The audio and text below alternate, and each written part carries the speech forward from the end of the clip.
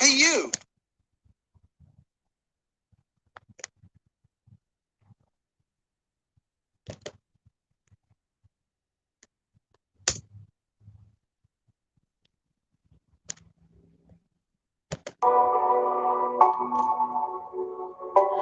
Shalom, shalom.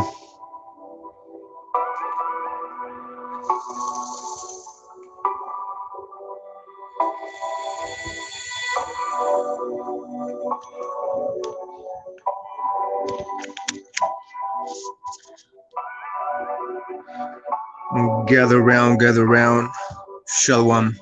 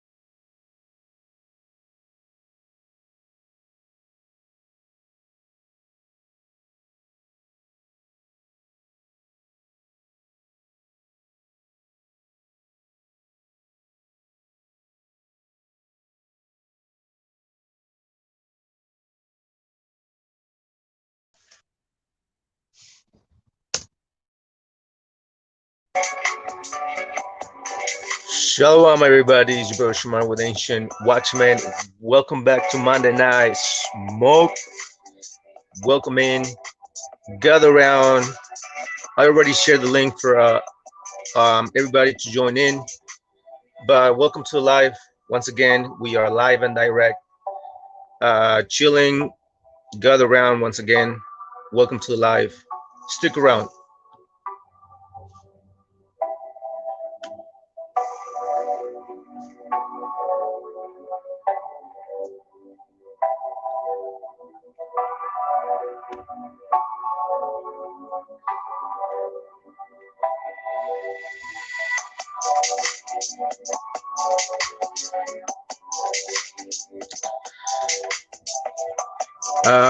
Yeah, once again, don't forget to like, share, and subscribe. Um, and now, as usual, we are on. Yeah, once again, don't forget to like, share, and subscribe.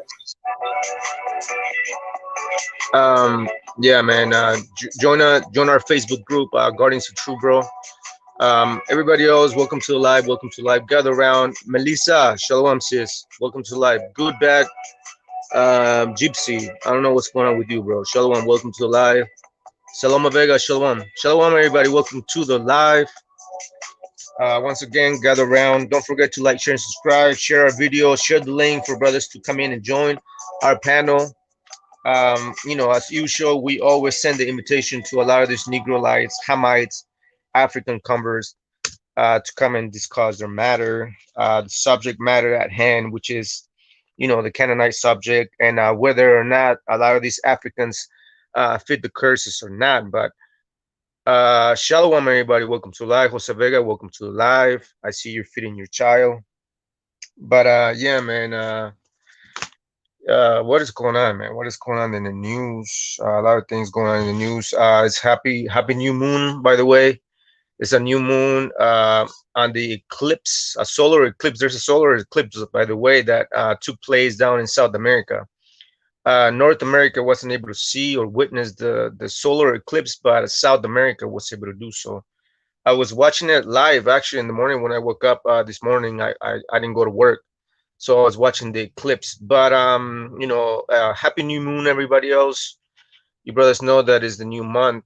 Every new moon marks the beginning of the next month. But shalom, everybody. Welcome to the live. 144 Israelites Warrior Seal. Shalom, bro. I don't think we've ever talked to you, but welcome to the live once again. The link is in the description and the comment section for brothers to join in. Once again, we're gonna wait for more brothers to join in so that we can get started. Today's topic, it's not really a lesson; it's more like a review on the debate that Jeremiah, aka the Philistine Slayer, had with this African convert named Kai, I guess. And so today we're gonna just kind of go over some of the things that they spoke on regarding the curses of so-called Hispanics versus so-called Africans, right? So we're gonna I've written the time codes of the debate, right? You see it right there, and we're gonna kind of touch on those because there were some things that Kai was saying regarding our people, and so that's kind of what we're gonna go into, because obviously you brothers know that their argument from them is that so-called Hispanics don't fit the curses. Also, they always bring out the second Ezra 13 argument, which we already debunked many times over. So once again, welcome to the live, everybody. We're gonna wait a little longer for more brothers to join in, and then we're gonna get started. So stick around. Shalom. Shalom.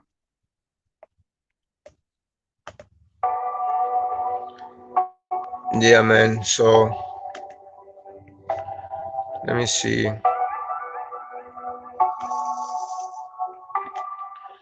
Stick around. Shalom, everybody. Shalom. Yeah, give me a couple minutes so I can set up the video, the debate that they had, and then we're gonna go into it. So stick around. Shalom, everybody. Shalom. Welcome to the live. Welcome to the live. Gather around.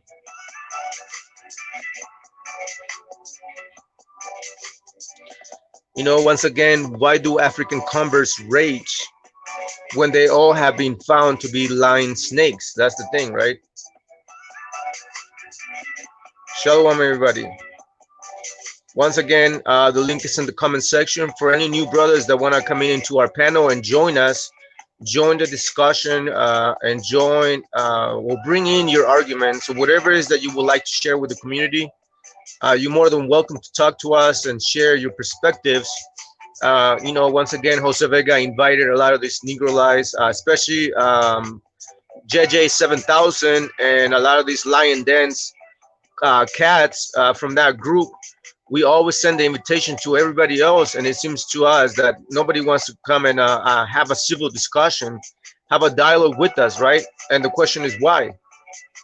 So once again, we're always here every Monday and Friday. So why is it that nobody shows up when we send the invitation, but they are quick to run their mouths on the boards? They're quick to run their mouths on the Facebook groups and chats and all these other things.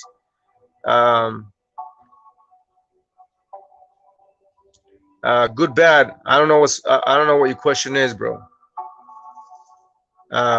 There's no part three. I mean, unless gypsies want to come and talk about their history, talk about their experiences regarding the gypsy, migration patterns all throughout the ages. We have sent the invitation to a lot of the gypsies to come and talk to us also, and a lot of the gypsies that know the truth. You brothers are more than welcome to share the truth with the community of the gypsies all throughout the world, right? We know that the gypsies are the real Jews according to our understanding, and we send that message out already. So now is your brother's job to take over the banner, right? To take over the torch and take it over to them, to that community. That's everybody's job. Jerem, shalom, bro. Jerem, Shem, shalom, bro. Shalom. Welcome to the live. Yeah, give me a minute. I'm just setting up, and then we're gonna get started in a minute. So hold on, give me a minute.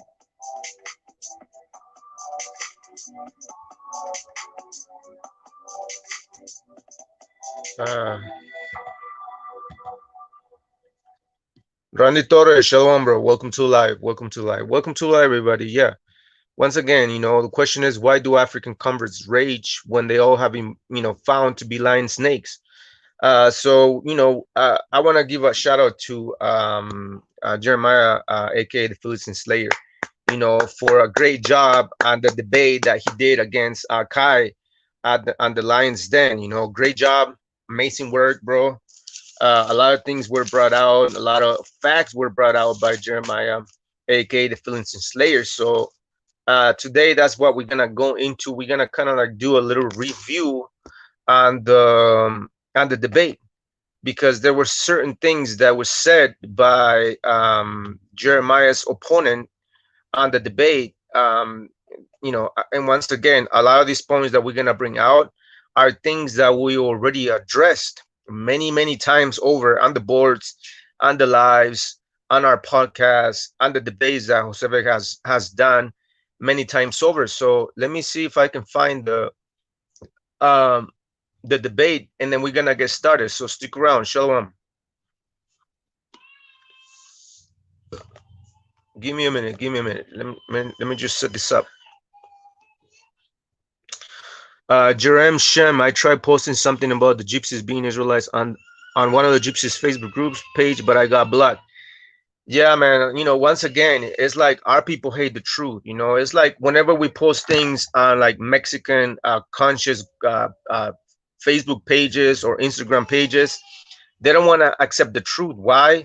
Because our people are stuck in their ways to worship like gods of stone, gods of wood and stone, like a lot of the gods of the Aztecs, like Tlaloc, it's Atzihuatl and all them gods that a lot of people were worshiping, post-colonial times and even pre-colonial times. Shalom, everybody. So yeah, man, a lot of our people hate the truth. So even when we tell them the truth, like especially when we have debates on the boards with like Catholics, a lot of people know that so-called Hispanics are the most Catholic people in the world, from Mexico all the way to Central and South America and the Caribbean islands. So our people are Catholic to the bone. And that's because the colonizers came on the side of the world and established that religion, and they gave us that religion onto our people, right? So our people are stuck in their ways, even when we show them, listen, you're not supposed to bow down to these idols, to the Virgin Mary, and all these idols that our people keep worshiping on, right? So that's the thing. A lot of people don't want to accept the truth. Why? Because they have been blinded. But welcome to the library, everybody. Give me a minute. Hold on. Vega, shalom, bro. Shalom.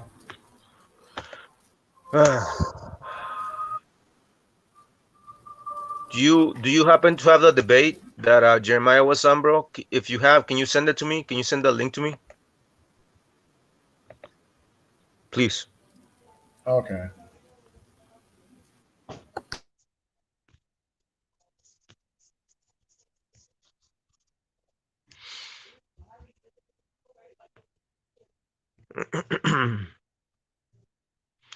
Shalom, everybody. Welcome to the live. Once again, don't forget to like, share, and subscribe.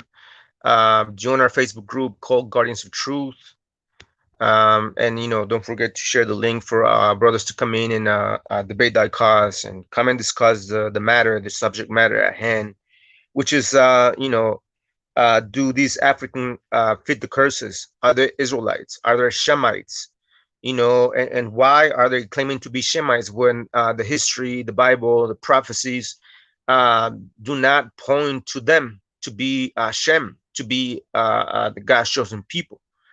That's not to say that there are not Negro Israelites, because there are. But the fact of the matter is that those Israelites that are going to be black are going to be an amalgamation of our people, meaning our people marry Hamites. The greatest example would be Joseph, Joseph the dreamer. You guys remember Joseph? When he was in Egypt, he was second in command to Pharaoh. He married an Egyptian woman, the daughter of a priest, of one of the priests of Egypt. So Ephraim and Manasseh were basically half Hamites and half Shem.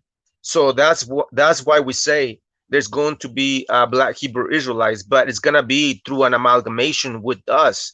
It's not the other way around. But obviously, we know that they're saying that, oh well, the 12 tribes are Negroes and African Americans looking Hamitic people, which is not true at all. But Shalom, welcome to the live once again. We are gonna go into a review on the debate that Jeremiah, aka the Philistine Slayer, had with one of these Africans on the Lions Den group over there. So stick around. Shalom, everybody. Shalom.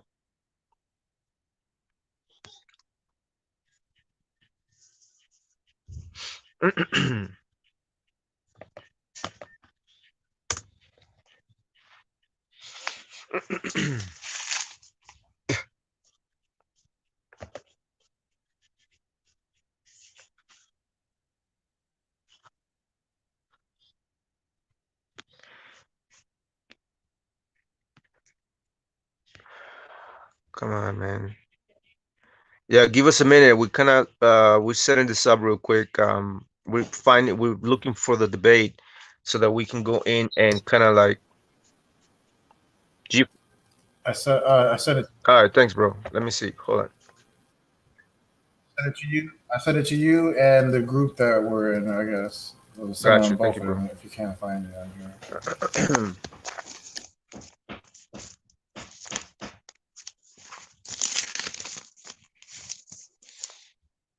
Sweet, sweet. Um, Once again, welcome to the live, everybody. Thank you for being here. Welcome to Monday Night Smoke. All right, I found it.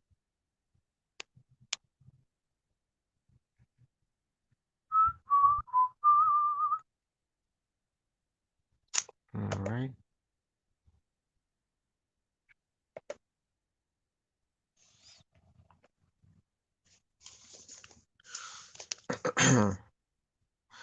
All right, so that's the debate. Let me see. All right, so once again, like I said, I have the time codes in which a lot of these points that I want to bring out. I kind of want to highlight things that this clown was saying, right? He was making these arguments, his case against so-called Hispanics and Native Americans. So we're gonna touch on that. We're gonna touch on all the points that he was bringing out, even though Jeremiah already brought us most of the points, right? But I wanna catch some of the things that was said by this clown, by this African convert when on the debate. So stick around. Shalom, everybody. Okay, so we're gonna go to the 52 31 minute mark. And so once again, when Jeremiah, the Philistine Slayer, was debating this clown Kai, he was basically telling Jeremiah not to use outside sources, right? Uh, and so obviously we know why they're telling us not to go outside into the history, right? Why? Because they can't do the same way that we do. Meaning what? meaning bring out the historical facts in order to prove our case, even though we can actually prove it with the scriptures alone, right? So, but anyways, welcome to live. Let's see, we're gonna jump right away into the 52 mark, 52 mark, and the 31 second. So give me a minute. All right, let's see.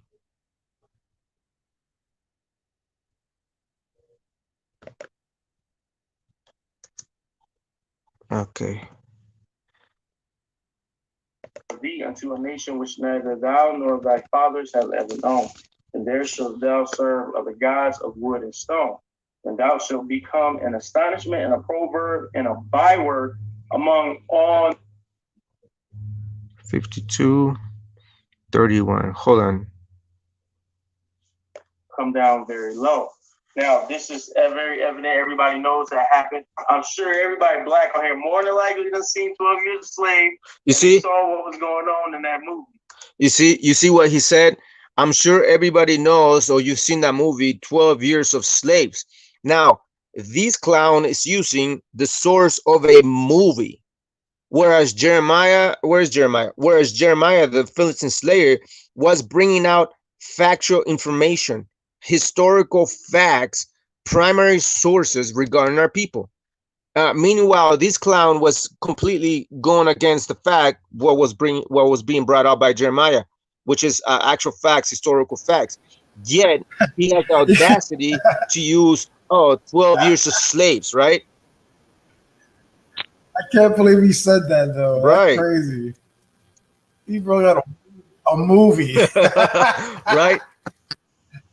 Let us bring up Dances with Wolves. I guess we're gonna have to bring that out. The last of the Mohicans, and see if they would have clowned us for that. Right. That's Yeah, crazy. but if we would have done the same thing, it's like you see these clowns don't have any sources. They're bringing out a movie, but this clown has the audacity to bring 12 Years a Slave, a movie. Come down very low. Now, this is very evident. Everybody knows that happened. I'm sure everybody black on here more than likely done seen 12 Years a Slave, and they saw what was going on in that movie. You see? It was a recorded documentation. See, you see?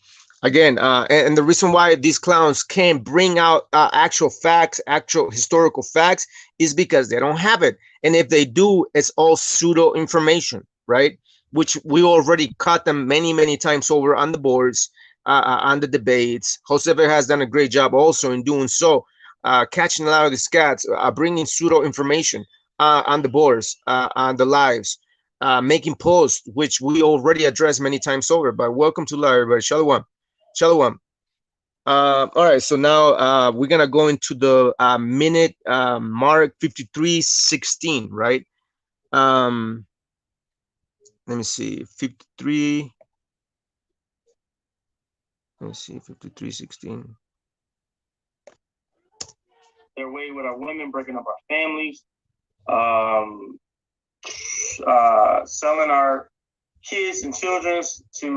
Again, once again, this clown is bringing out the fact that Soko Africans were sold into slavery, their children were taken away, so on and so forth. Meanwhile, his argument was that none of Hispanics, Native Americans didn't suffer that, didn't go through what he's speaking about the Negroes and so on and so forth.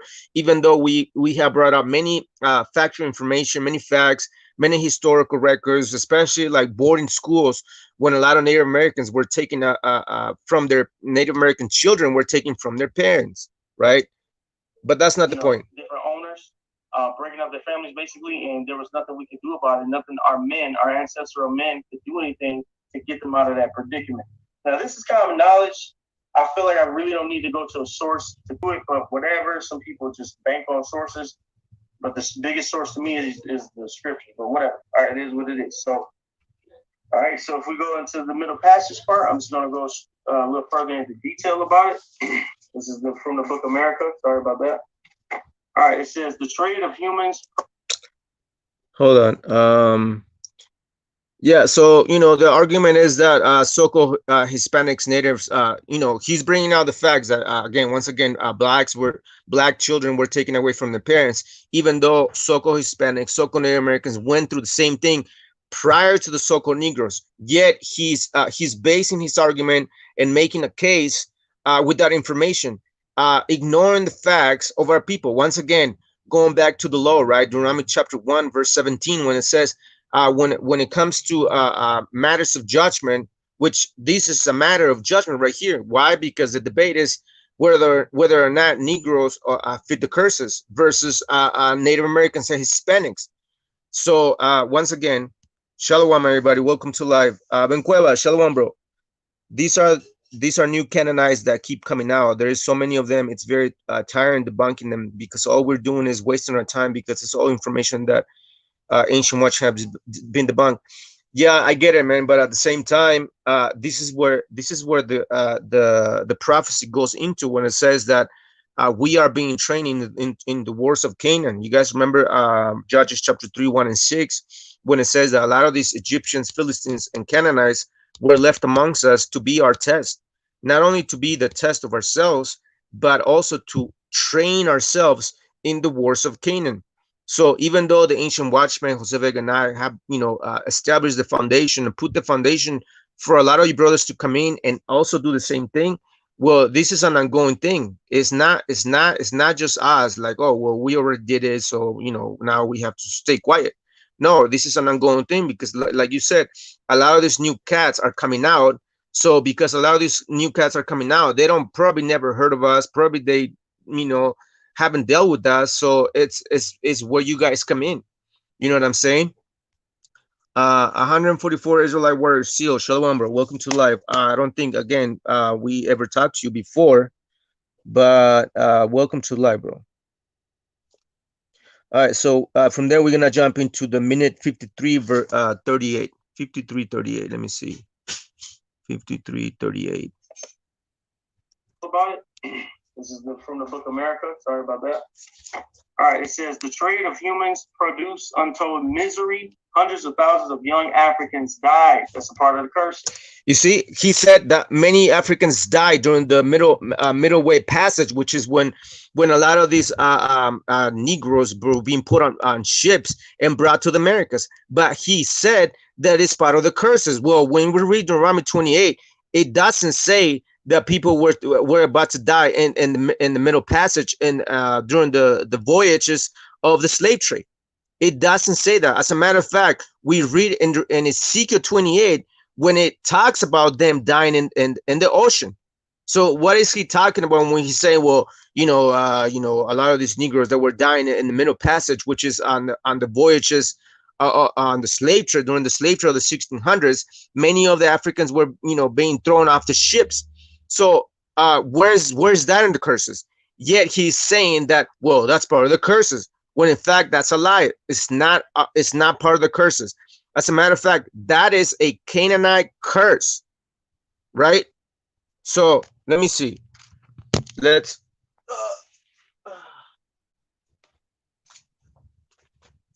me see. Once again, let me rewind it again and see let's see what he said again. So 53:38, 53:38. There it is. Sorry about that. All right, it says the trade of humans produce untold misery. Hundreds of thousands of young Africans died. That's a part of the curses. See, hundreds of thousands of Negroes died, meaning in the middle passage, meaning through the voyages when they were being sailed, shipped on the side of the world. So how is that part of the curses when we read in Ezekiel 28 that Canaanites were being thrown off the ships? That's a Canaanite curse. It's not an Israelite curse. So he is lying. Once again, why do African converts rage when they all have been found to be lying snakes, right? So we're gonna go into Ezekiel 28 and debunk that nonsense. So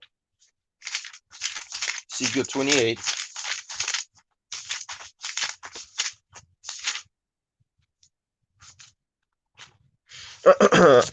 All right, so we're on Ezekiel 28, and we're gonna read down to verse 7. It says, behold, therefore I will bring strangers upon thee. You see, many strangers, talking about plural, many nations. It's not just one nation. I will bring strangers upon thee, the terrible of the nations, and they shall draw their swords against the beauty of thy wisdom, and they shall defile thy brightness. See their wisdom, all their wisdom that they have, because once again, Canaanites have wisdom. A lot of these Africans are able to break down certain mysteries and are able to read our scriptures and break certain things down. This is why they have wisdom too. You know, verse 8, it says, they shall bring thee down to the pit, and thou shalt die the deaths of them that are slain in the midst of the seas, which is what this clown is talking about when it's talking about the middle passage, right? Well, that's not a curse of the Shemites, of the Israelites. It's a curse of Canaan. You see, the lamentations against King Tyre, the king of the Canaanites. So once again, verse 8, it says, they shall bring thee down to the pit, and thou shalt die the deaths of them that are slain in the midst of the seas. So them dying in the ocean is not a curse of the Shemites, of the 12 tribes, but it's a curse of the Canaanites. So once again, another lie. But we're gonna continue on. Shalom, everybody. Welcome to life. Let's see. Millions more endured a brutal life in the Americas and Africa itself. Africa sold women captives in local and Shinar slave markets as agricultural workers, house servants, and concubines. Everybody know what concubines mean, all right? It says, let me see, and it says Sultan Malawa Ismail of Morocco, he owned 150,000 black slaves obtained by the trade in Timbuktu. You see, he cut himself with that because he is reading out of the book, basically breaking down what happened to these Africans. Yet he is reading of an African nation enslaving another African nation, right? Yet they claim that they fit the curses because the curses says that a nation from afar shall come, right?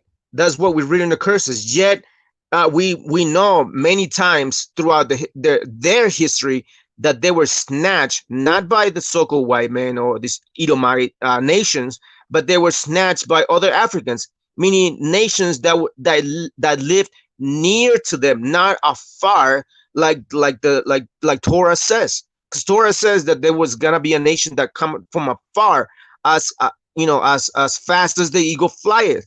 Yet they were taken as slaves by their own people, their daddy Ham, right? So, and they knew Ham's language. What was that? I said, and they knew the language of Ham. Right, they spoke their language. So how is that a nation from afar and from a tongue that they would not understand when they were speaking African tongue, African language, and they were taken by other nations that live near to them, right? Yeah, they claim that they fit the curses. So how is that so? Once again, they've been found liars all the time, as usual. And by wars of Senegal and Africa, as in the Africa's slavery eroded the dignity of human life. The Africans sold into the South Atlantic system. You see, the Africans sold. You see that? Once again, let's read the curses, bro, because let's see what the scripture says, right? Because once again, these clowns think that we don't catch stuff, bro.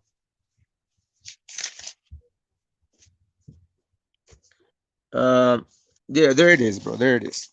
So Deuteronomy 28 verse 49, it says, the Lord shall bring a nation against thee from afar. You see, from the end of the earth, as swift as the eagle flieth, a nation whose tongue thou shalt not understand.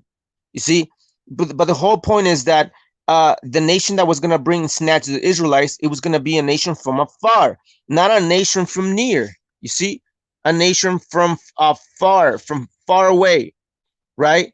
Not near, as this clown is reading out of, right? He clearly said that they were snatched up by other Africans, right? So how is that them fitting the curses, right? Victor, shalom, bro. Some had the bleakest fate, torn from their villages. That's a curse. They were marched in chains to coastal ports. From there, they made the perilous middle passages to the New World in hideous, overcrowded ships. Now, last time I checked, indigenous people, or more specifically, indigenous people to the Americas, did not get captured in the west coast of Africa, nor did you see anyone that looks like a quote-unquote indigenous person today, aka Native Americans, or aka those indigenous Mexicans running around in Africa. Matter of fact, you ain't gonna find none of them people in the west coast of Africa to this day, or in the east coast part of Africa to this day. You're not gonna find none of them.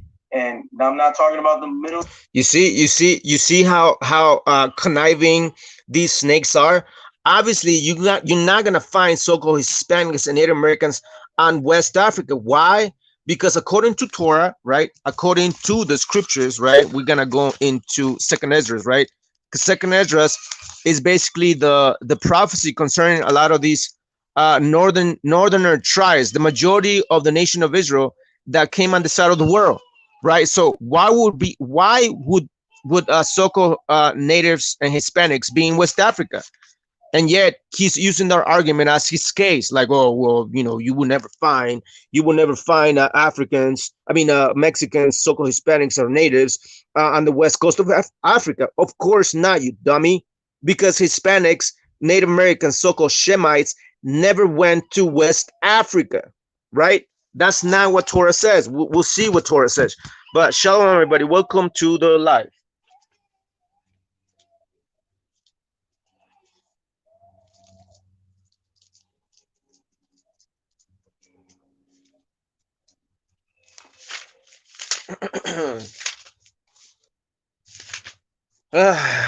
Welcome to live. Okay, so once again, he said that, well, you will never find Hispanics and Native Americans in the west coast of Africa, this and that and the third, right? Well, why? Well, because the scripture says in 2 Ezra 13, verse 40, it says, those are the 10 tribes which were carried away prisoners out of their own land in the time of Hosea the king, whom Salmanassar, the king of Assyria, led away captive, and he carried them over the waters. So came they into another land. For they took their counsel among themselves that they would leave, that they would leave the multitude of the heathens. Well, they left the other side of the world and go forth into a farther country where never mankind dwelt. So that's the whole point, bro. That the so-called, the majority, the 75% of the 12 tribes came on the side of the world. So why is this clown barking like a dog, saying, well, you will never find Hispanics and Americans in the west coast of West Africa? Of course not, dummy, because we never went to that side of the world.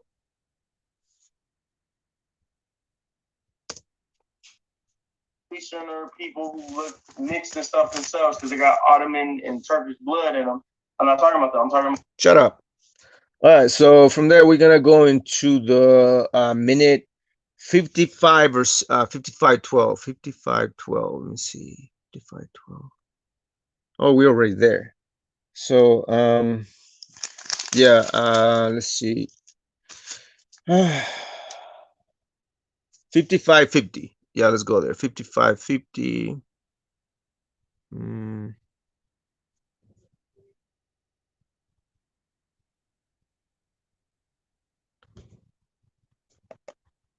It's dead. You're not gonna find that. You're not gonna find slave docks or anything like that over in that area. Pretty much is what I'm saying is they're not. There's no recording of them being stacked on and captured in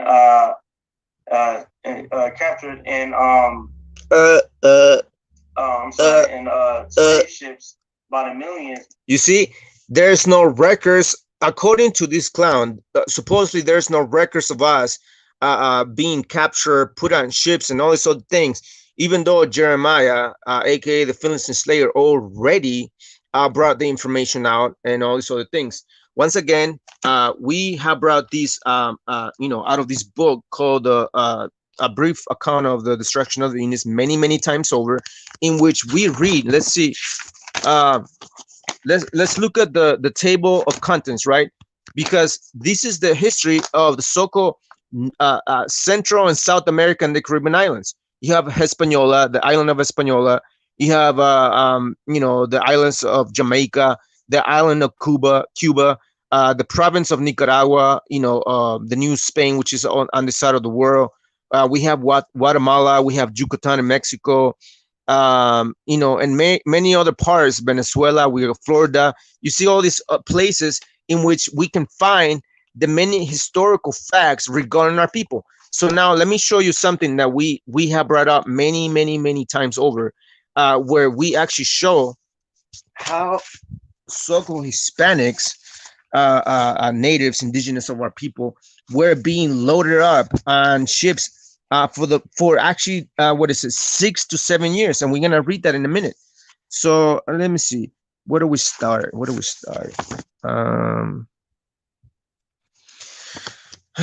Okay, see, I'm gonna start reading from here. It says, between the year 1523 and 1533, the kingdom, talking about Nicaragua, right? The province of Nicaragua, which is South America, right? So it says the kingdom lost all their inhabitants, for in 6 or 7 years time there were constantly 5 or 6 ships made ready to be freighted, to be loaded with Indians that were sold in the regions of Panama and Perusium, where they all died. For it is by daily experience provided and known that the Indians were transported out of their native country into any other, soon die, because they are shortened in their allowance of food. The whole point is that, let me read down. It says, and by these means there have been taken out of this province 500,000. You see, 500,000 inhabitants and upwards, who before were freemen and made slaves. You see, and in the wars made on them and the horrid bondage, you see, they were reduced unto 50 or 60,000 more have perished, and to this day very many are still destroyed. You see, but the whole point is that our people were being sold, freighted, loaded up in ships for the past between 5 to between 6 or 7 years. You see, fulfilling prophecy, Deuteronomy 28:68, so on and so forth. So why is this clown, right? Why is this dog barking like the dog they are, saying that, well, you will never find, there's no records of so-called Hispanics, Native Americans, or indigenous being loaded up on ships by the thousands? Huh? I shared something to your screen. Can you share it? Let me try it. Hold on. Go for it. Yeah.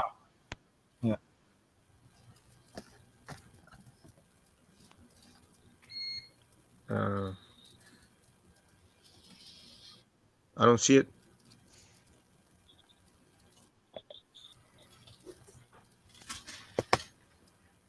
I'm ready. I'm on my phone. Are you on your phone or laptop?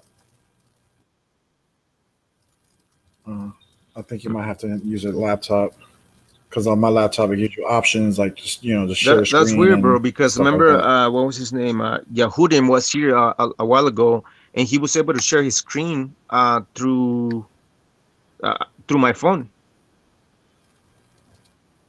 Yeah. It was through your phone? All right, let me see if I can try to do it again. Hold on.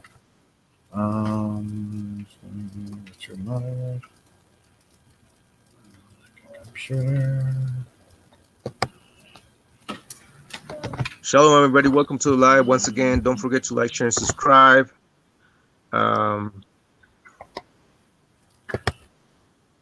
Thank you for being here. See if it went through now. I don't see it. Okay. All right, it's all right. I'll just read it then. Here's another story showing you that the natives, matter of fact, how the transatlantic slave trade actually began with the so-called Taino Indians. And this is from Black Indians, A Hidden Heritage by William Lee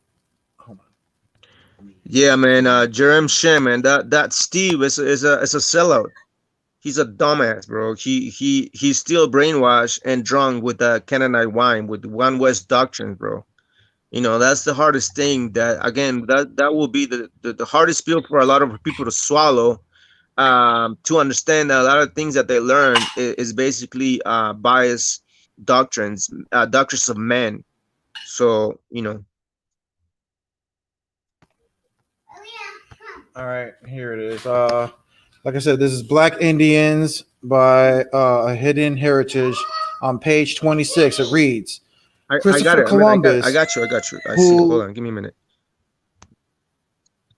Yeah, I see it. oh you got the sheen square? Okay, there it is. There it is, people. I'm gonna read it for you. Can you And it hold on says, before you read it?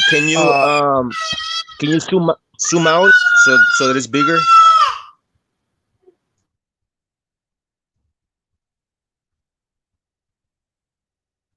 Pequeña Oka, Shalom sis, welcome to the live. Welcome to the live, sis. Vega, you there, bro?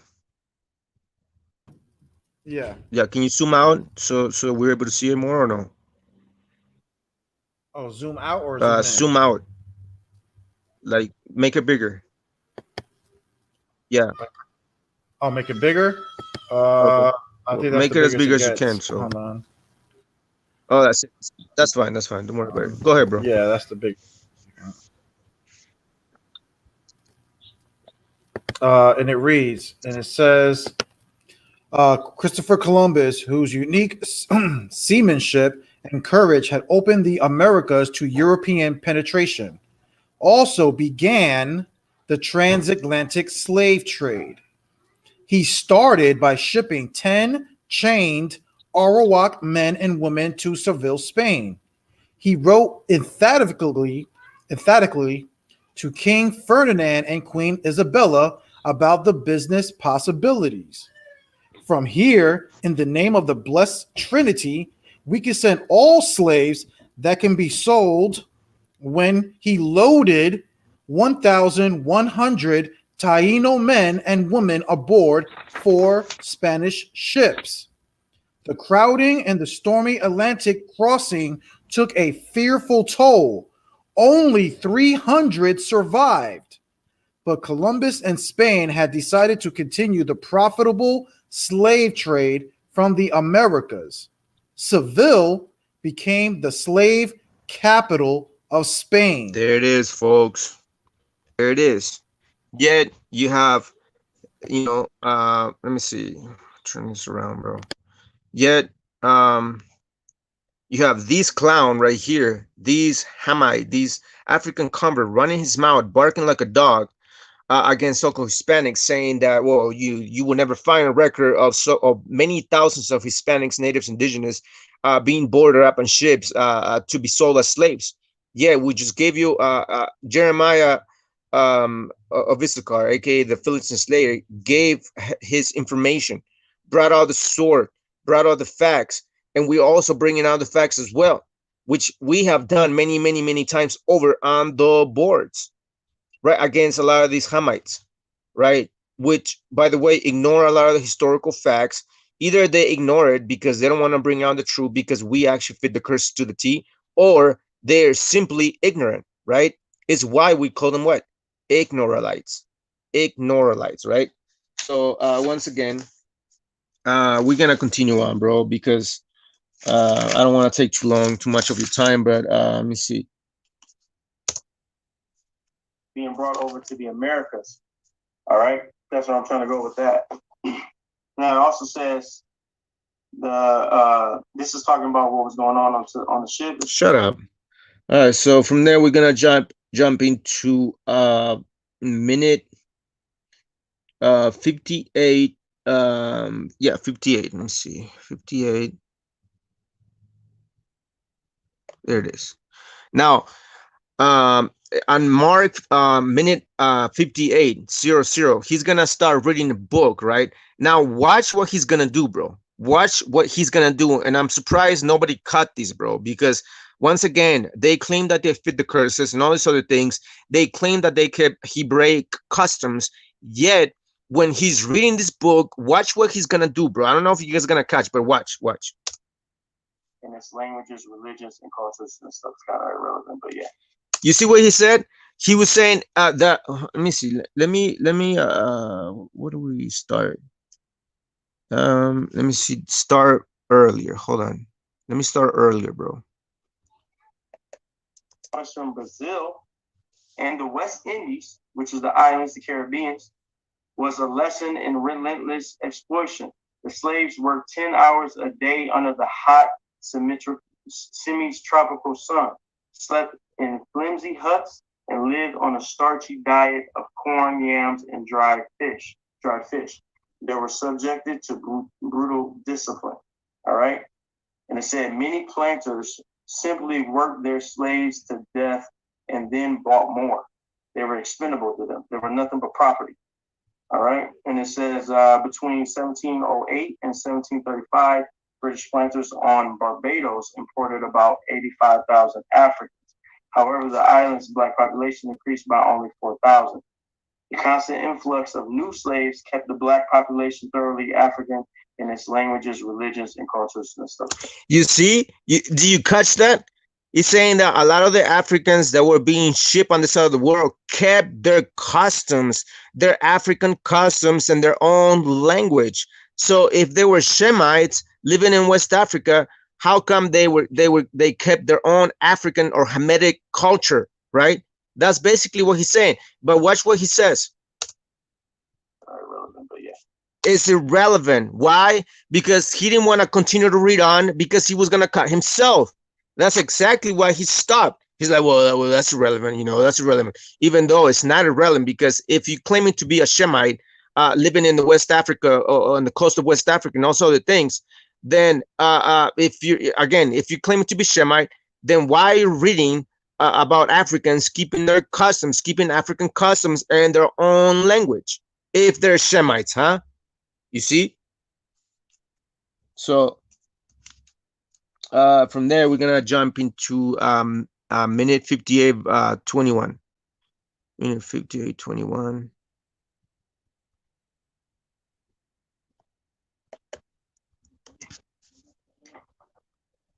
Now, a lot of the slaves were captured and brought over from, it says, the Brutal Middle Passage.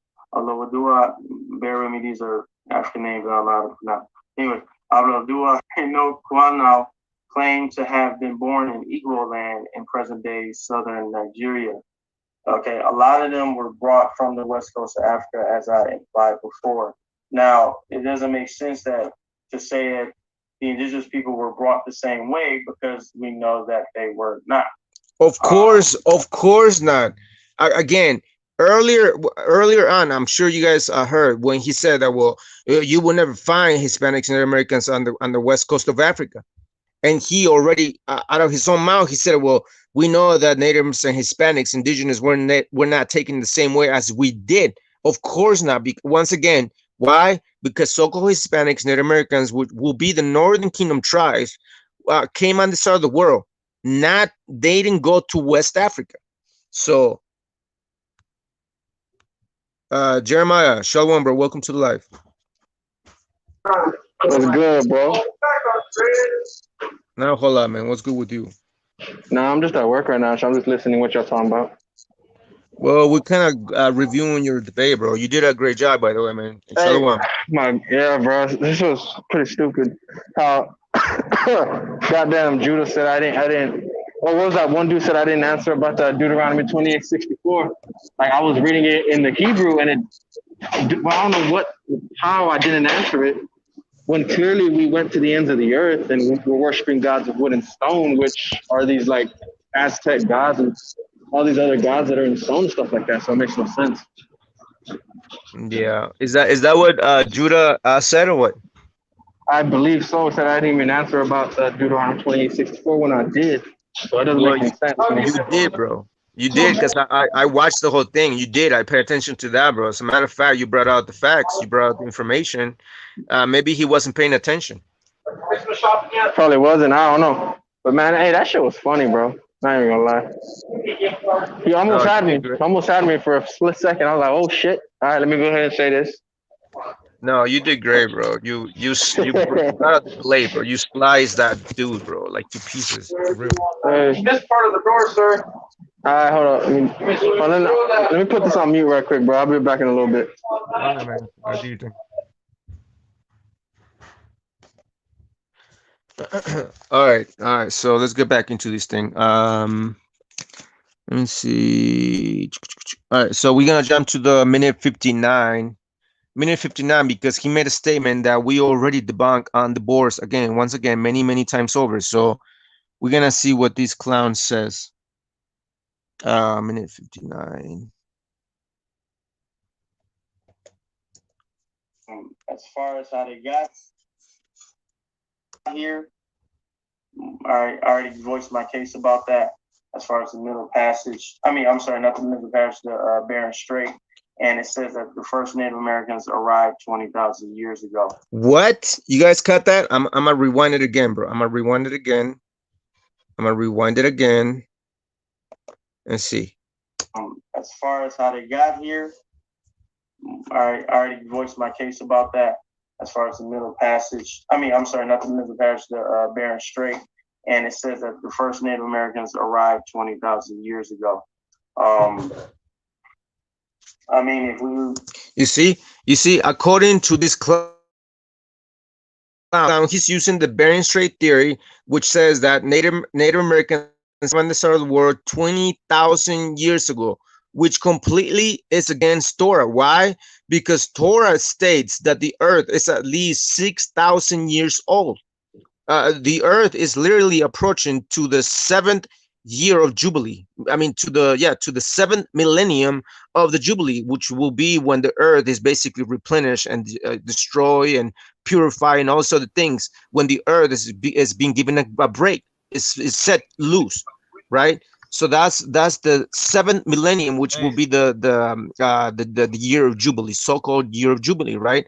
So the earth is not even 7,000 years old. So why is this clown using the Bering Strait theory when the Bering Strait theory has already been debunked?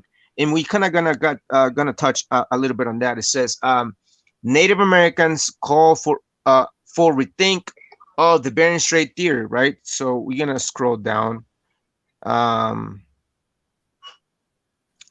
It says, hold on, give me a minute. Shalom, everybody. Welcome to the live. You can hear me? Can you hear me? Shamari, can you hear me?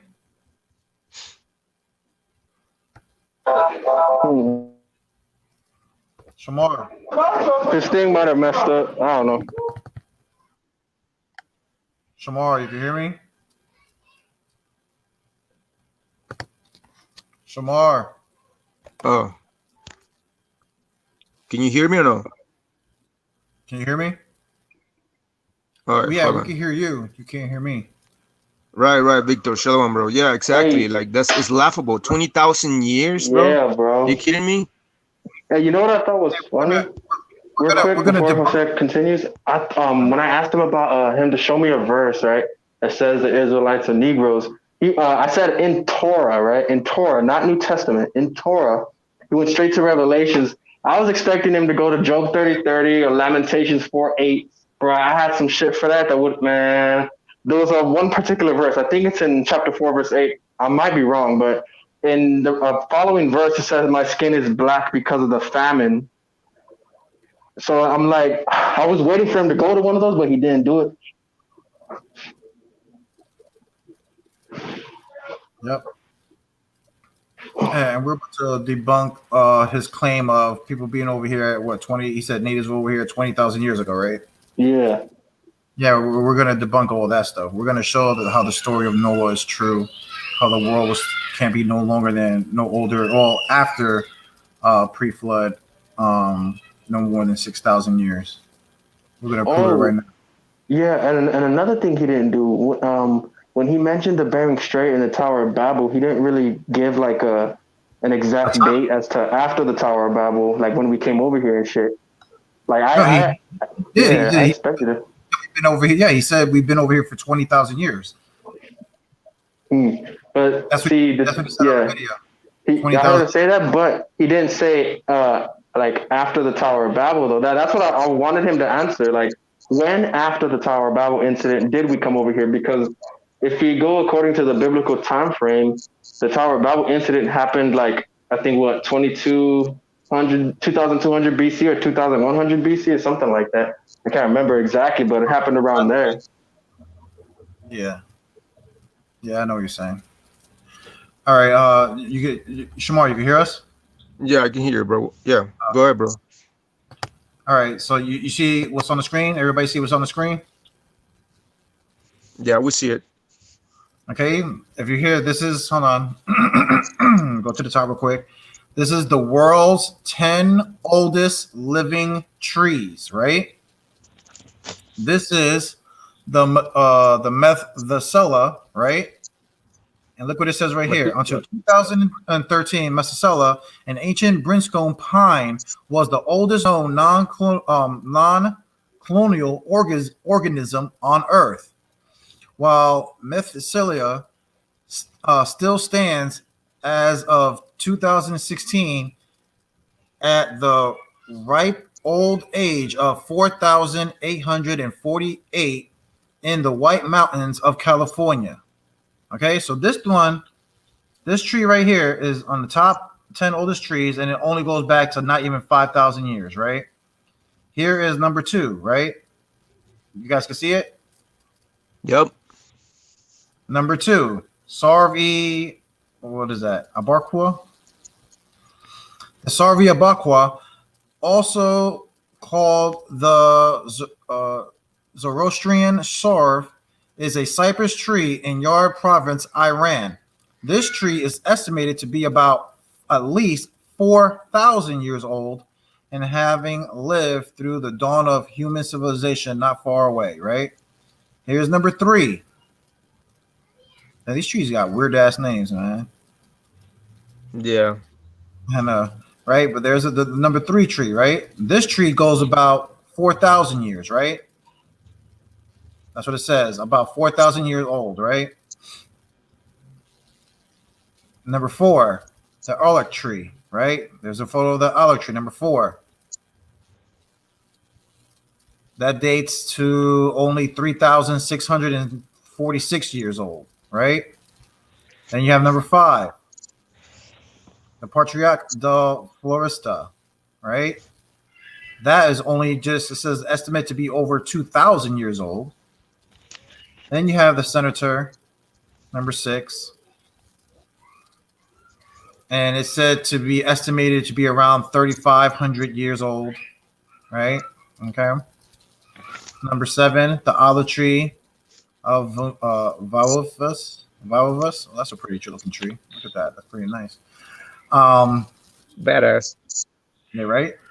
Yeah. That one is estimated to be over 3,000 years old. Then you have the Jaman Suji. Must be somewhere in like Asia. And this is believed to be older than 5,000 years old, right? So this tree right here is a little over 5,000 years, right?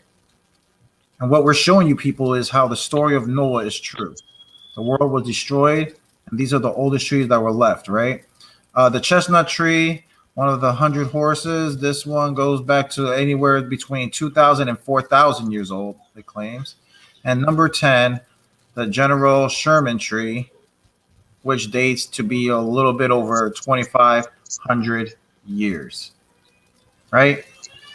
And we all know that trees make up 30% of oxygen in the earth. So how can these people that this guy claimed that the natives have been over for 20,000 years, how did they live without oxygen? Yeah. I guess they were ghosts, bro. No, that's what I'm saying. He's confusing pre-flood and post-flood. That's the whole point. We're proving right now, what we're proving is pre-flood, post-flood of when after everything was destroyed and how the world was started over, just like the story of Noah talks about. Right. So yeah, no people were here like that brother was bringing out. Right. Exactly, bro. So let's go back to let's again refresh people's minds. Oh, I don't know what happened, but all right. So once again, these clown right here, these African confused Hamite, basically ran his mouth saying that the Native Americans came on this side of the world through the Bering Strait, basically 20,000 years ago, right? So let's hear it again. As far as how they got here, I already voiced my case about that. As far as the Middle Passage, I'm sorry, not the Middle Passage, the Bering Strait, and it says that the first Native Americans arrived 20,000 years ago. What? 20,000 years ago, even though Jose Vega just showed the oldest trees, right? So once again, either you believe in the Bible or you don't, right? Because these clowns, in order to hate on Hispanics, Native Americans, in order to make their case, in order to lie, they have to make these outlandish arguments, bro. It's nonsense. Now check this out. Check this out, right? Because the whole death, the Bering Strait, argument has already been debunked many times, bro. Now check this out. It says the death of the Bering Strait theory. It says reprinted with permission from the Indian Country Today Media Network. It says 2 new studies have now finally put an end to the long-held theory that the Americas were populated by ancient peoples who walked across the Bering Strait land bridge from Asia approximately 15,000 years ago. Because much of Canada was then under a sheet of ice, it had long been hypothesized that a nice free corridor might have allowed small groups through from Beringia, some of which was ice-free. One study published in the journal Nature entitled Post-Glacial Viability and Colonization in North America's Ice-Free Corridor, end quote, found that the corridor was incapable of sustaining human life until about 12,600 years ago. So if so-called Hispanics and indigenous people came to the dead Bering Strait theory, Bering Strait 20,000 years, how is that so? Because scientists are saying that that corridor was able to sustain life only 12,600 years ago, or well after the continent had already been settled. It says an international team of researchers obtained, quote, radiocarbon dates, pollen, macrofossils, and metagenomic DNA from lake sediment cores from 9 former lake beds in British Columbia, where the Laurentide and Cordilleran ice sheets split apart. Using a technique that called shotgun sequencing, the team had to sequence every bit of DNA in a clump of organic matter in order to distinguish between the jumbo strands of DNA. They then matched the results to a database of known genomes. You guys are following? To differentiate the organisms. Using this data, they reconstructed how and when different flora and fauna emerged from the once ice-covered landscape. According to Mikael Pedersen, a PhD student at the Center of Geogenetics, University of Copenhagen, in the deepest layers from 13,000 years ago, the land was completely naked and barren. We're gonna read on. It says, what nobody has looked at is when the corridor became biological viable. You see, noted study co-author Professor Eske Willerslev, an evolutionary geneticist at the Center for Geogenetics and also the Department of Zoology, the University of Cambridge. The bottom line is that even though the physical corridor was opened by 13,000 years ago, it was several hundred years before it was possible to use it. In Willerslev's view, that means that the first people entering what is now the U.S., Central and South America must have taken a different route. You see? So they're literally saying, that the whole Bering Strait theory is not even viable for people to even have been crossing over. right? Because of what we just read.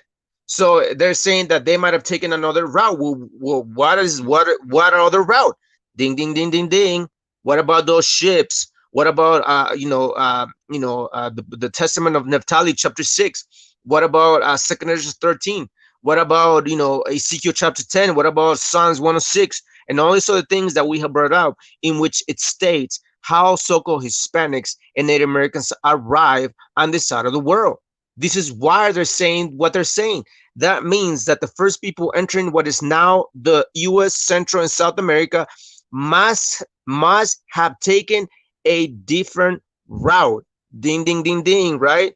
So once again, this whole idea that so-called Hispanics and indigenous people came on this side of the world 25,000 years ago through the Bering Strait is nonsense, bro.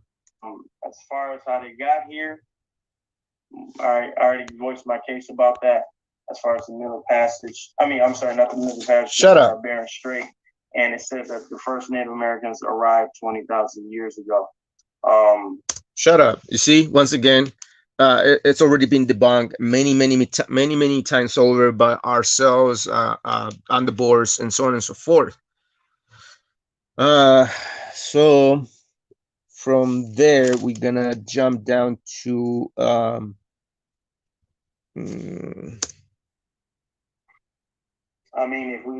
if we think about it on a logical level. Well, you're not thinking on a logical level. See, that's the thing, that these clowns do not think on a logical level. That's why they just spit out these nonsense arguments, bro. Yeah, hey, yo, I was waiting for him to bring out the cattle slaughter in the years following 1619, but he couldn't do it. I wanted him to mention the sharecroppers. It would have been so funny. Bro, I like the end, bro. I like the third part when it was question time, bro. That was, oh man. Yeah, that was funny, bro. Yeah, let me see. All right, so once again, you brothers can check out the whole debate. I watched the whole thing, but you brothers can actually look for yourselves. Jeremiah, the Philistine Slayer completely slaughtered this cat, bro. So from there we're gonna jump to minute the 1 hour mark and 30 seconds. You see, 1 hour mark and 30 seconds. Shalom, everybody. Welcome to the live.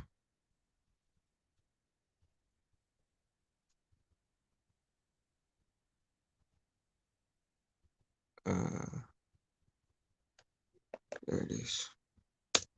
You see what area this is. This would be modern. This would be the Assyrian area. Jerusalem is right here. I don't know. My bad. Let's see. 1 minute. 30 seconds.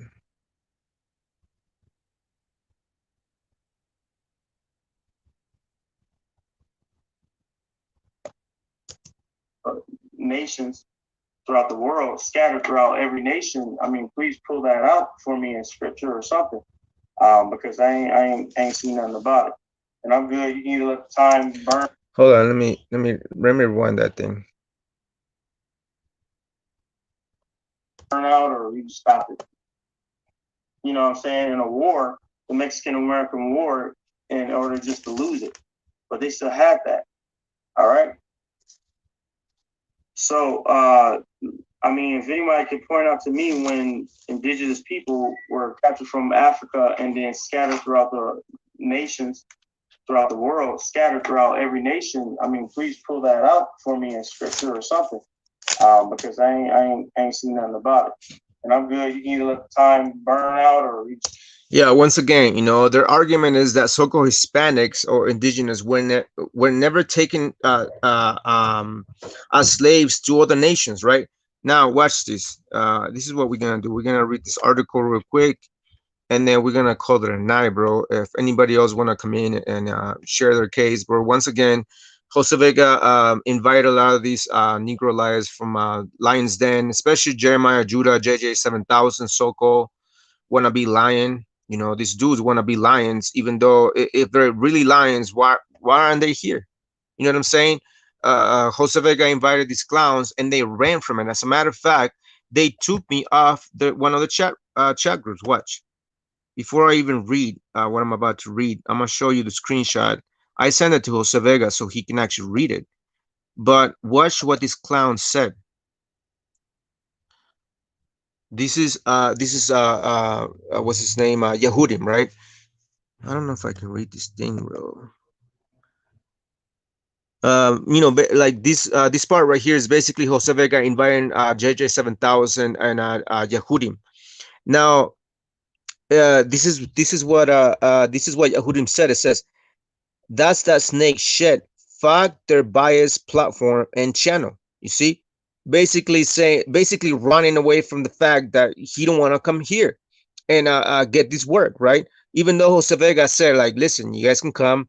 We're gonna allow you to speak your case. You know, bring your arguments like we've always had, right? But then Jehudim goes and says they some snake ass cowards, man. So how are we the cowards when we actually send the invitation to everybody else? Or every Monday, every Friday night at 8 p.m. Eastern Standard Time, we invite anyone, bro. Anyone is able to come in and join our platform and join our panel, bro. So why are they calling us that we are the cowards when in fact we are here waiting for them? I'm pretty sure they're in the background just listening, just watching, just listening, right? But they don't have the balls to come in here and actually talk to us, bro. But you know, they're quick to round their mouths and lied against us, saying that that our platform is biased, even though we have invited everybody else. How are we biased when we bring, we allow you to bring your case and speak your case and bring your arguments, and then obviously you guys know what's going to happen after that. So how are we biased? Well, whatever, man, whatever. So yeah, so let me see. Yeah, so again, these clown saying that, well, so-called Hispanics and Native Americans were in it. Show me the information in the history where so-called Hispanics were taken as slaves and sold in different markets and in different parts of the world. Well, we're gonna read about that, right? Yeah, but before you even answer that, the question becomes on them also. See, this is the problem where I have with the so-called Black Hebrew Israelites with that argument. They'll tell you, oh yeah, we were scattered to every nation. They said every nation, right? And they're supposed to be, suffering in every nation, right? That they're oppressed, they're scattered, they're all being oppressed in these nations. But yeah, we bring this argument out all the time. Where is the Negro community in Japan where you guys are getting oppressed? Where is the Negro community in North or South Korea where these so-called Negroes are getting oppressed? Where are the communities in the Philippines, China, Vietnam? Where are all these so-called Negro communities where these governments are oppressing the so-called Negro man? There is no Negro community in any of those countries that I just mentioned. Right. Like North and South Korea are like one of the most racist out of all the Asian nations. The only minorities they allow in North Korea and South Korea are Chinese. They are the Chinese, or what you would call the minorities over there. Right. Exactly, bro. Exactly. That's a great point, and that's a point that they will never be able to answer. But they call us biased, right? We're the biased platform here. The Ancient Watchman is the biased platform according to them, right? But when it comes to them addressing these points that we keep bringing out, show us these communities, massive Africans in all the parts of the world. Since they claim that they were, shipped around everybody else, everywhere else on the planet, so on and so forth. But anyway, so once again, according to these African clowns, especially these clown that Jeremiah debated, there's no records of Hispanics, indigenous people being shipped to the other side of the world or to different parts of the world. Okay, so we are gonna read that. There's this article called colonists shipped Native Americans abroad as slaves. It says Native Americans, including non-combatants who surrendered during King Philip's War to avoid enslavement were enslaved at nearly the same rate as captured combatants, research shows. We're going to read on. It says, Native American slavery is a piece of the history of slavery that has been glossed over, says Linford D. Fisher, associate professor of history at Brown University. Between 1492 and 1880, between 2 and 5.5 million Native Americans were enslaved in the Americas, in addition to 12.5 million African slaves. Obviously, we're not talking about them. The whole point is the 5.5 million Native Americans that were enslaved between 1492 and 1880. It says, while natives had been forced into slavery and servitude as early as 1636, it was not until King Philip's War that natives were enslaved in large numbers. Fisher writes in the study, the 1675 to 1676 war pitted Native Americans leader King Philip, also known as Metacom, and his allies against the English colonial settlers. We're going to read on. It says, during the war, New England colonies routinely shipped Native Americans as slaves to Barbados, Bermuda, Jamaica, the Azores, Spain, and Tangier in North Africa. You see, again, these clowns saying that, well, you show me, Hispanics, Native Americans in North Africa. Well, there is a lot of so-called, Native American looking people, Hispanic looking people, Mexican looking people in North Africa, bro. Well, I wonder why. I wonder why there's so-called, Native American, Mexican looking people in Spain, and so on and so forth. Why? Because during the war, New England colonies routinely shipped Native Americans as slaves to Barbados, Bermuda, Jamaica, the Azores, Spain, Tangier, and North Africa, Fisher says. We're going to read on. You see, a lot of the Native Americans being loaded on ships, just like we read it in this book over here. You see, that book, which we have brought up many times over. It says, an image from 1595 depicting conflict between Native Americans in Mexico and Spanish colonists led by Francisco de Montejo. You see, and once again, the natives do not look, Africans, and like a lot of these clowns be saying. It says,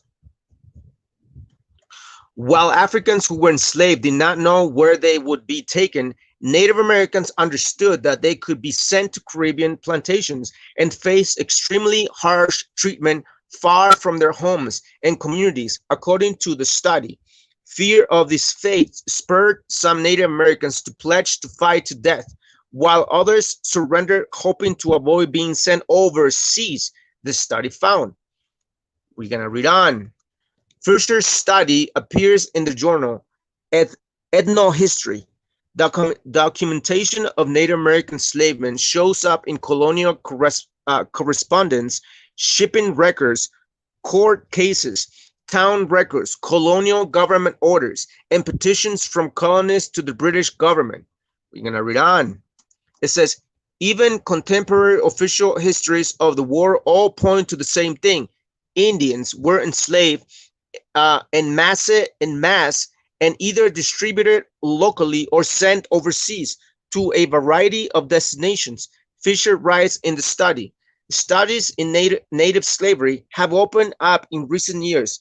Fisher says, with award-winning books published in 2002 and 2003, highlighting the systematic nature of indigenous enslavement, even within English colonies.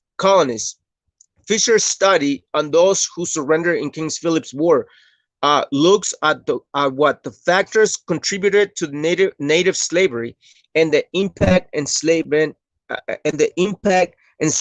had on Native Americans for generations. You see, I mean, the facts are facts, bro. The history is there. It's just that the fact that a lot of these people don't want to actually read our history. They want to ignore the facts. Why? Because they're the ones that are biased, not us. If you keep I believe if you keep reading, it tells you that they were shipped to like not only just multiple places, but like locations, like multiple locations. But it also starts getting into how they were even sold even in England and stuff like Yeah, that. yeah. I mean, I could read on. Let's see. Let me see what. Let's see. I'm gonna continue to read on, bro. It says surrender or resist. Fisher examines the short and long-term effects of native slavery in his study, noting that during the war, the widespread fear of being sold overseas as slaves was used by Philip allied Native Americans as a tool to recruit natives to their side. Other Native Americans surrendered, Fisher writes, either in response to explicit inducements by the English offering mercy or because they hoped that doing so would would be understood as a statement of neutrality. These surrenderers could be individuals, families, large bands, or entire communities, Fisher says. Some Native Americans offered their services to the English in the war, like Awashongs, the female chief of a confederation of Saconet Indians, who pledged support. Read that again. Read that again. Some offered their what? Some Native Americans offered their service to the English in the war. What does Deuteronomy 28 and 68 says? That they would offer themselves as slaves, but no man shall buy them, right? Right, right, which is basically what the actual curse of the number 2868 says. Exactly. Not like, yeah, not like these Africans are trying to make it seem. Read that again. It says some Native Americans offer their services to the English in the war, like the Awashongs, the female chief of a confederation of Saconet Indians, who pledged support on the condition that Saconet men, women, and children would not be killed or sent out of the country as slaves, according to the study.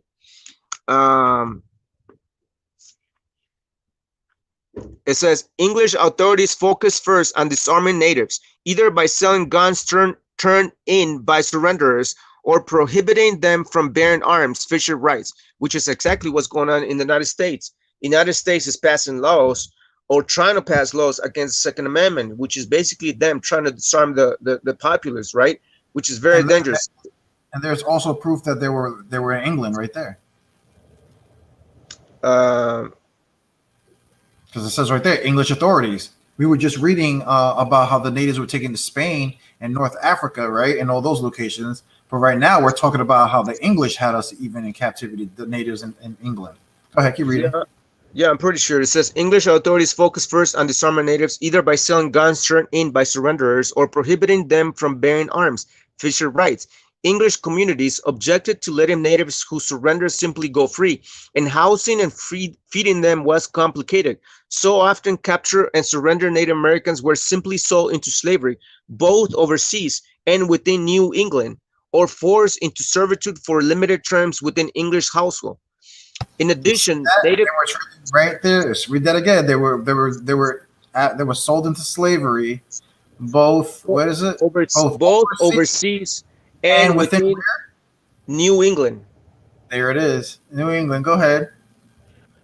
In addition, native communities were asked to pay an annual tribute of 5 shillings per male as an acknowledgement of their subjection to the government of Connecticut, according to the study. So I think the New English is talking about this side of the world. Let me see.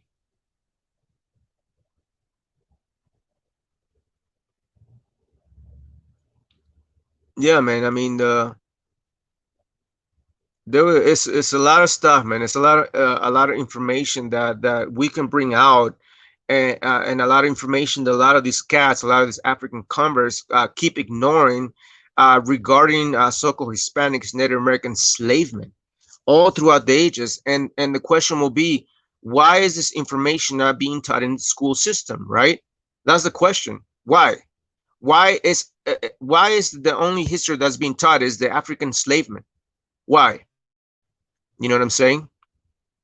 It says, some free Native Americans working with the English tried to influence where Native American surrenderers would be settled and how they would be treated. Fisher writes, like Uncas, the Sachem of the Mohegans in Connecticut, Uncas who fought on the side of the English seemed determined post-war to keep Indians out of the English households, and even more important, off of English merchant ships that threatened to take them to the Caribbeans. Fisher writes, Uncas and other Native Americans also encouraged captives to run away and shelter them when they did, or help them settle elsewhere according to the study. So on and so forth, bro. I mean, we continue to read on this entire article, and then we're gonna find out that a lot of our people.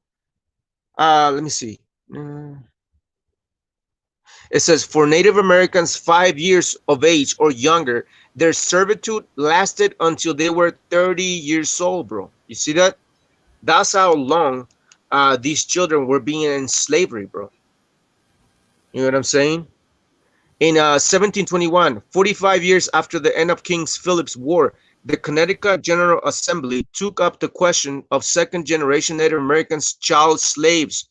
The Native American children who had been placed as servants in English households after the war had grown up and had children of their own. What should be done with them? Fisher writes that while leaders did not approve of enslaving them, they also did not want to set them free. So that generation of children also became indentured servants. See, Native Americans sold overseas occasionally made it back to the United States. Fisher writes, others died and disappeared into a wider slave market and labor force, or became established in the locations where they were sent, like the modern day community of individuals in Bermuda who claim New England Indian descent, so on and so forth, you know. But the whole point is that so-called Native Americans were being sent to. I'm gonna read this part again. It says during the war, New England colonies routinely shipped Native Americans as slaves to Barbados, Bermuda, Jamaica, the Azores, Spain, Tangier, and North Africa. You see, so that's it right there. And once again, the fact is right there, bro. Between 1492 and 1880, between 2 and 5.5 million Native Americans were enslaved in the Americas, in addition to, you know, the Hamites over there. So, you know, the information is there, bro. The history is there. It's just that a lot of these individuals don't want to bring the facts. They want to ignore the facts, bro. You know.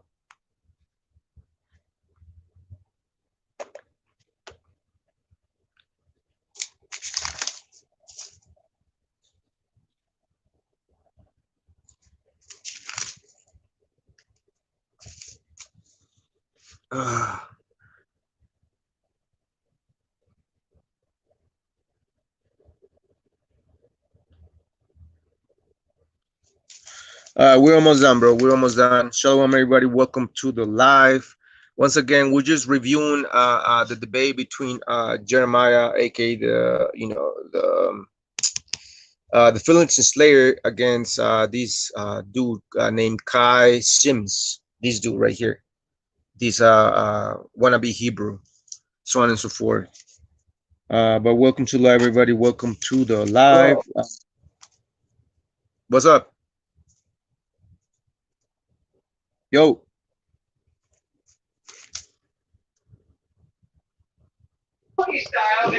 Hey, yo, his last name Sims? That's like the whitest last name I've ever heard in my life. Yeah, I guess. It's Sim. He don't even have a beard. Well, he kind of does, but... Kind of. Wait, yeah.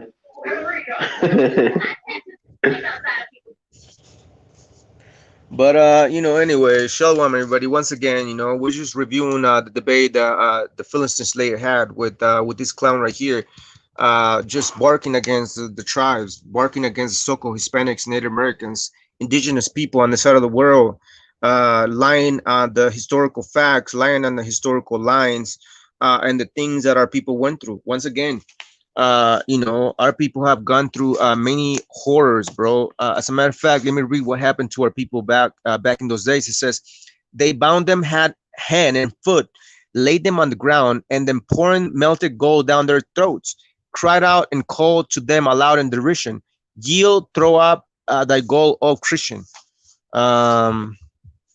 It says in 1542, consistent of learned and able men, in order to the reformation of the West Indian government, and took such a course that from the time their tyranny and cruelty against those barbarians was somewhat repressed, and those nations in some measure delivered from the intolerable and more than a Egyptian bondage, or at least the Spaniards' ill usage and treatment of the Americans was alleviated and abated. I mean, we could read a lot of stuff, bro. I mean, look at all these highlights that we have, bro. You know,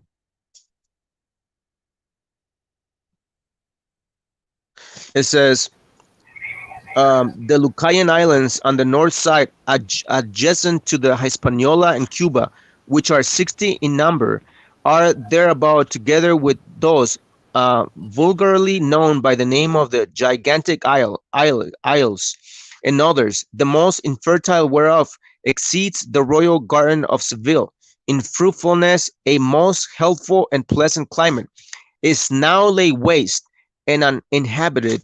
And whereas when the Spaniards first arrived here, about 500,000 men dwell in it, they are now cut off. You see, they are now cut off. Some by slaughter. You see, some by slaughter, and others ravished away by force and violence to work in the mines. You see, to work in the mines of Hispaniola. You see, which was destitute of native inhabitants. For a certain vessel sailing to this isle, to the end that the harvest being over, some good Christian, moved with piety and pity, undertook these dangerous voyage to convert souls to Christianity. See, the remaining gleanings might be gathered up. There were only found 11 persons, which I saw with my own eyes. There are other islands, 30 in number and upwards, bordering upon the Isle of St. John, totally unpeopled, all which are above 2,000 miles in length, and yet remain without inhabitants, native or people. You see, so our people were being killed off, bro, like by the thousands. You know what I'm saying? So it says the Spaniards, by their barbarous and execrable actions, have absolutely depopulated 10 kingdoms. You see, 10 kingdoms, ding, ding, ding, ding, right? 10 kingdoms of greater extent than all Spain. You see, meaning what? Meaning that our people were great in number, just like the scripture says in Deuteronomy 28, that we will be brought low in numbers, right? That's exactly what happened to our people. There was a time where we were numerous like the sand of the sea, and then we were brought low in numbers. That's exactly what we're reading. It says, have absolutely depopulated 10 kingdoms of greater extent than all Spain, together with the kingdoms of Aragon and Portugal, that is to say, above 1,000 miles, which now lie waste and desolate, and are absolutely ruined, when as formerly to no other country whatsoever was more populous. You see, was more populous. I'm gonna read Deuteronomy 28:62. Hold on.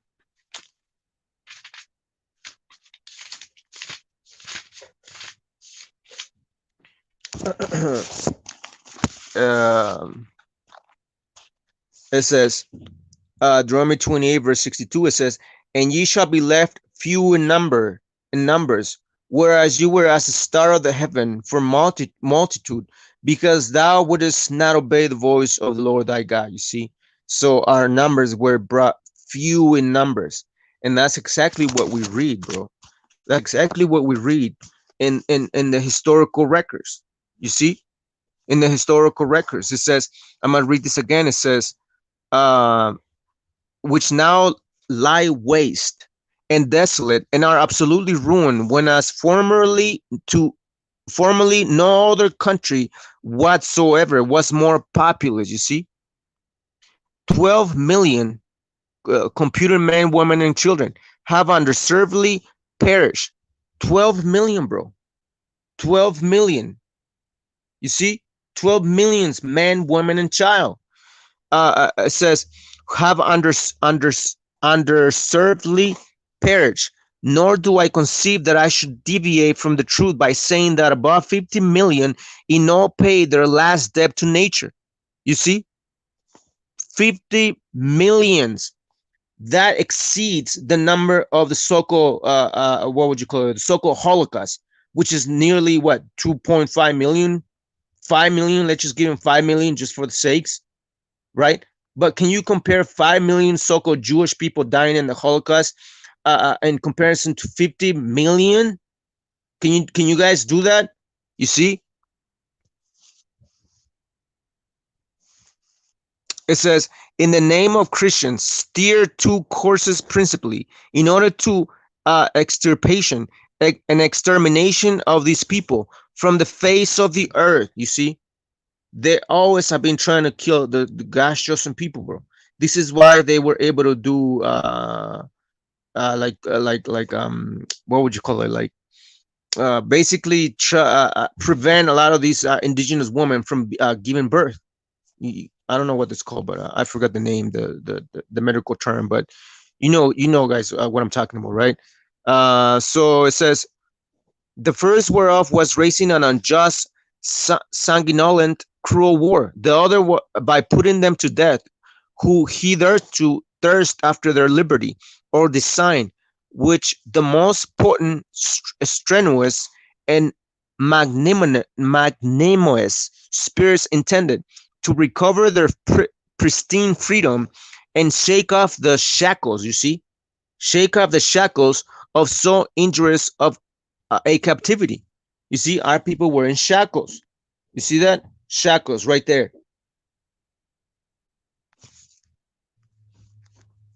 All right, so if you wanna, if Kai, if you wanna bring your arguments, bro, which we already debunked, Jeremiah, Judah already spanked you. You have already been slaughtered by the truth.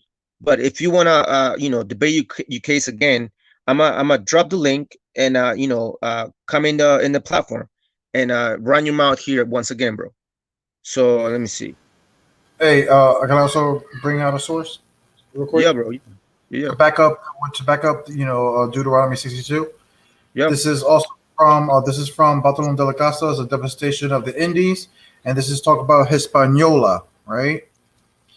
And it reads this. It says, yet into the sheepfold and into the land of the meek outcasts, there came some Spaniards who immediately behaved like ravaging wild beasts, wolves, tigers, or lions that have been starved for many days. And the Spaniards have behaved in no other way during the past 40 years. Down to the present time, they are still acting like ravaging beasts, killing, terrorizing, afflicting, torturing, and destroying the native people during all this with the strangest and most varied new methods of cruelty, never seen or heard of before, and such to a degree that the island of Hispaniola once was so populous, having a population that estimated to be more than 3 million, have now a population of barely 200 persons. Wow, bro. Once again, bro, it goes back to Deuteronomy 28:62, Hosea 1:10, proving that our people were numerous in numbers, yet were brought low according to the curses, right? And again, you have this clown Kai over here that I actually already dropped the link for him to click on it and bring himself into the platform. Go ahead, bro. Kai Sims, go ahead, bro. Click on the link. We'll let you speak your case. We'll let you run your mouth and bring your arguments and all sorts of things. But at the end of the day, you're still gonna get clapped. You're still gonna get this work, bro. It's hilarious, right? Look, he says that source has nothing to do with the curses. Do you hear what he's saying? We clearly showed you Hispaniola. We could show you Mexico with population over 10 million, over 50 million, being brought down to less than 10 million. I just showed you Hispaniola going from a population of 3 million to only like a few hundreds of people, and he's telling that he's really here saying that that's not a fulfillment of a curse. Bro, let me ask him a question, bro. We're gonna go to Psalms again. Once again, bro, the link Once again, bro, the link is in the description area, bro. Why don't you click on it and bring yourself in, right? Anybody can run their mouse on the boards, bro. Anybody can do it. A child can do it. Look, they're here, bro. Like you said, they're here. There's look, Yaven is here. That clown Yaven, Key's here. Yeah, but yet none of them want to come and have a discussion. Not one. There it is. There it is. The link is there, bro. Click on it, bro. Why don't you click on the link and bring yourself in? That's all you gotta do, bro. You guys claim and run your mouth saying that we're running from Yahudim, even though Yahudim has already been clapped 14 times. He has already been many times, bro. Slaughter. Exactly. Straight up, bro. So why are you guys saying that we're running from Yahudim when in fact he has been defeated 14 times? All the 14 times that he's come and debated us, he already been lost. All of them, bro. Yet he's claiming that we're the cowards, that we're running from all of you. When you guys are here, I already shared the link for you clowns to click on it and bring yourselves into the panel, right? So now let me ask you a question, right? I'm gonna read Psalms 137 verses 8 through 9, and I want you to bring yourself in and show me how you clowns fit that curse, right? Or that scripture, that prophecy that is talking about there, right? Psalms 137 verses 8 and 9. It says, "O daughter of Babylon, who are to be destroyed, happy shall he be that rewarded thee as thou hast served us," right? Because that's basically what's going to happen, right? The tables are going to turn over to them. But it says in verse 9, it says, "Happy shall he be that taketh and dasheth thy little ones against the stones." So my question is, when did that happen to so-called Africans? When did that happen to you guys, huh? You guys scared to answer that question? Hey, show my screen. Show my screen. I got you. Hold on. Let me read that verse again. Yeah, hold on. Let me read that verse again, bro. Hold on, give me a minute. Once again, these clowns are here running their mouths, and they don't have the balls to actually come and debate our cause. Why? Because they're a bunch of cowards. But yet they claim that we are the cowards, but they're over here running their mouths. They don't have the balls to click on the link, right? I'm gonna read it again. Psalms 137 verse 8. It says, "O daughter of Babylon, who are to be destroyed, happy shall he be that rewarded thee as thou hast served us. Happy shall he be that taketh and dasheth thy little ones against the stones." Right? What's happening right here, brothers and sisters? That's a Spaniard taking our children and smashing the children's head onto this big stone wall. Right. Exactly, bro. Exactly. These clowns can do the same, bro. Again, let me read this, right? It's check this out. It says, once again, a brief account of the destruction of the Indies, right? I'm gonna jump to page 11, right? And I'm gonna jump over here. It says, they snatch young babes from the mother's breast, and they dash out the brains of those innocent against the rocks. Psalms 137, 8 to 9. Can you guys do the same? Can you guys show us some information, some record of you clowns of these things happening to you? Huh? No? You can't do that, right? Once again, you got a lot of these clowns running their mouths saying that we're the cowards, that this is not a real platform, right? This is fake, right? So I guess you're in some type of illusion that you're saying that this is a fake platform, huh? They, at the end of the day, all they can do is get on here and just call us spics, wetbacks, hybrids. That's all they're gonna do. That's all they can do. Right. Here it is, bro. But the thing is that he's asking the same question, right? About Jose still can't show how Northern Kingdom came here. Yes, I did. I already did. No, you did not. No, you did not. Hold on, bro. Hey, hold on, bro. Just relax, bro. We're not here to fight, bro. We'll let you speak your case, bro. but it's gonna be done in a respectful way, in a respectful manner, because we're not here to disrespect nobody. So if you're gonna disrespect us, we're gonna click you out. So now, if you're gonna come and debate that cause like a civil person, we're gonna let you do that, bro. So once again, welcome to the live. State your name, introduce yourself to the community who's watching, and then bring in your case. What is the problem? What is it that you want to talk about? Go ahead. You know what? I would believe that if y'all just went on here talking mad shit, like we been watching and listening the whole time. I know you guys were watching. That's exactly what I said. I know you guys watch us all the time. I know you guys watch us all the time. But you were being disrespectful, and then you want to tell me you want me to come on here? How disrespectful were we? What we were saying that was disrespectful? Go ahead. Calling us idiots, calling me a Hamite, etc., etc. Do I need to elaborate more? That's not disrespectful. What you are, bro. Hamite is actually a biblical nationality. It's not disrespectful to call someone their biblical nationality. So no, that's not disrespectful, bro. None of y'all in the Midwest, right? Kai, just because if we were to call you, nobody's in the Midwest, right? He's mad. He's mad. Yes. Look at him. No, nobody's in the whatever you said. We said the what? The Midwest? The Midwest. Nobody's in the Midwest, right? No. All right. Well, I don't know what He's mad. Look at him. Look at him. Anyways, bro. So Kai, once again, bro. Bro, hold on, bro. Once again, before anybody continues, Kyle, Kai, my rough question is, Kai, who do you want to deal with out of us three? So we'll let you know who you can deal with if you have a question. I mean, this ain't no judging panel or nothing like that. If y'all want to debate, I'm down with another debate. Listen. Debating doesn't do anything, brother. Discussions do. Because the difference between debating and discussions is when you have a discussion and you bring out something, the panel gets that opportunity to question you right then and there to prove your case. Debating doesn't do anything.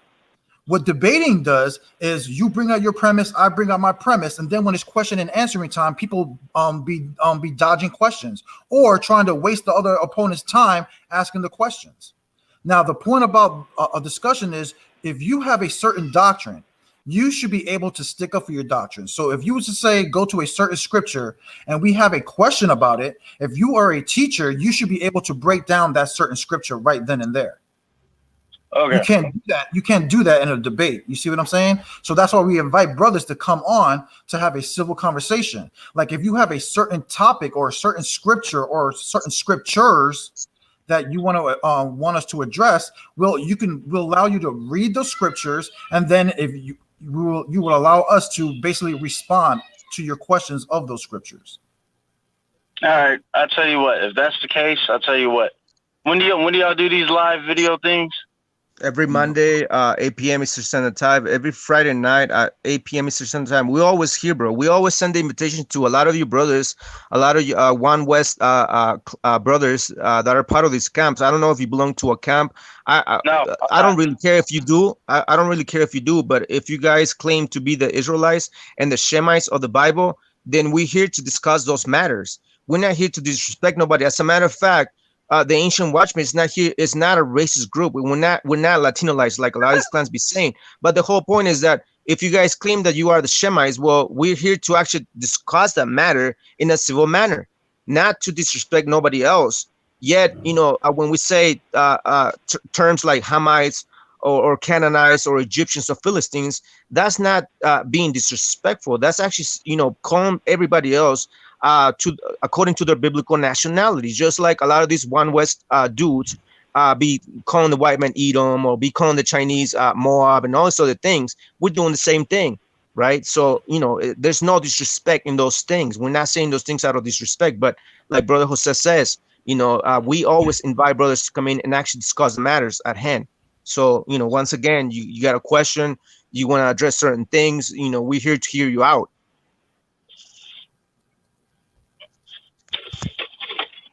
Okay.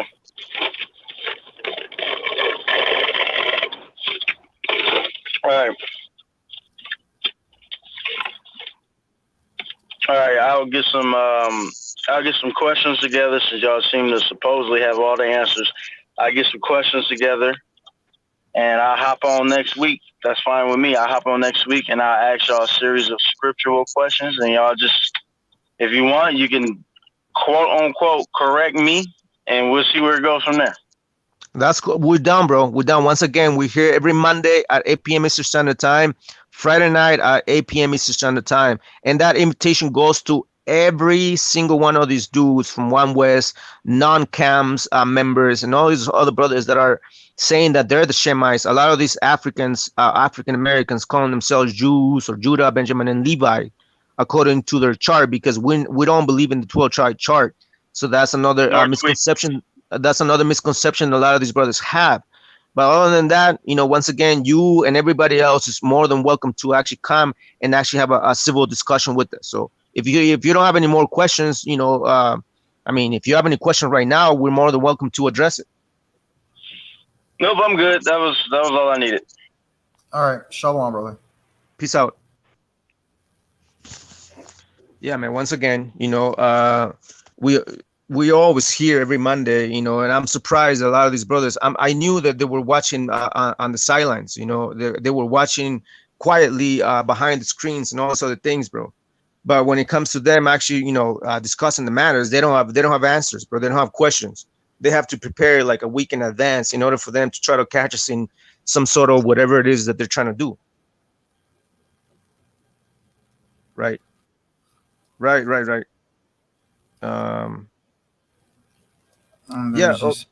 Okay, Yavin. If you say that you want to go into the scriptures and actually prove your case, right? Shalom. Who is this? Introduce yourself to the community, bro. Welcome to the live. This is Apostle, man. What's going on, bro? Welcome to the live. What's going on, bro? Before I can accept you as my bro, let me get a feel of who you are. Okay, first, well, my name is Shamar. Yeah, my name is Shamar, bro. All right, fine. My son came to me today, and y'all were on his Facebook. Who is your son? Don't worry. His name is Crusher Valley. Yasharala. Okay. Don't worry. He's my son. What is your argument? What is your doctrine? What is it that you want to share with us? I'm hearing you. I want to know if I can share my screen. I got some information for you. Okay. What is it that you want to share? Yeah, you can share your screen, bro. Yeah. You're more than welcome to share your screen. Thank you. You still having what's the brother's name? Stanford. Is that your name, Stanford? I'm Apostle. Okay, well, yeah, but what is your name? That's your title. What is your name? You see my name. I go by Apostle. Okay, well, your name is Stanford then. That's what it says on the screen. My name is Apostle. No, we're just saying that's what it says on your screen. No, respect what I'm saying. Okay? Respect what I'm saying. Like you say your name is Shema. I respect that. Right. But we just want to know what is your name. Well, if you want to be called, hold on. If you want to, yeah, I got you. Hold on. If you want to call yourself an apostle, we'll call you an apostle. But that's what we want to be clear on that. Listen, it's not. Listen, that's who I am. I'm the apostle. Oh, okay, that's cool. That's cool. That's good and dandy. So, what is the subject that you want to bring out? What is it you want to talk about? I want to talk about what you're talking about these so-called Negroes and who they are and who they are. As you can see, I'm Negro. Okay. With a Portugal background. My father's people were Safari from Portugal. His family was brought into Africa on the west coast of Africa by the Portuguese Catholics. His family members were destroyed.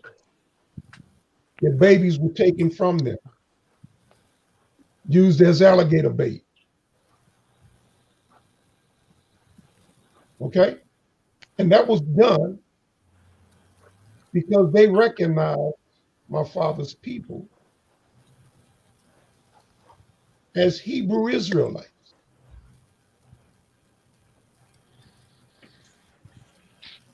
Some converted to Christianity,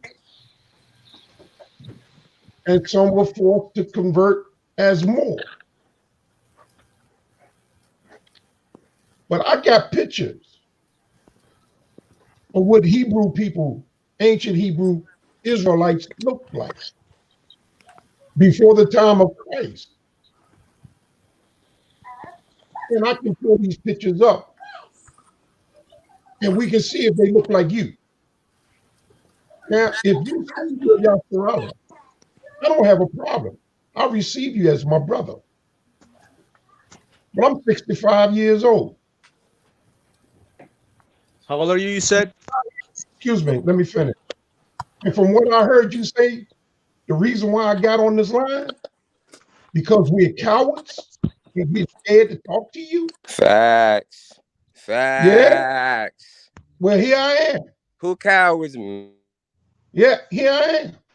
Yahudim, hold your peace, bro. Hold your peace, Yahudim, Joe. There's someone else stuck in respect. Someone else stuck in, bro. Scripture says, "Don't interrupt a man in the midst of his speech." So let the brother let the brother speak. I was talking, right? Let me share my screen. Yeah, I thought Yehudi was too busy. We invited him. He said he wasn't going to come on, but look at him here now. It's crazy. Right. It's crazy. Right. Yeah, we'll let him speak too, bro. We'll let him run his mouth in a minute. So we'll let the apostle say or bring out whatever case he's gonna bring out, and then you know, we're gonna do what we do. Yep. You do what you do, man. Okay, how can let me see.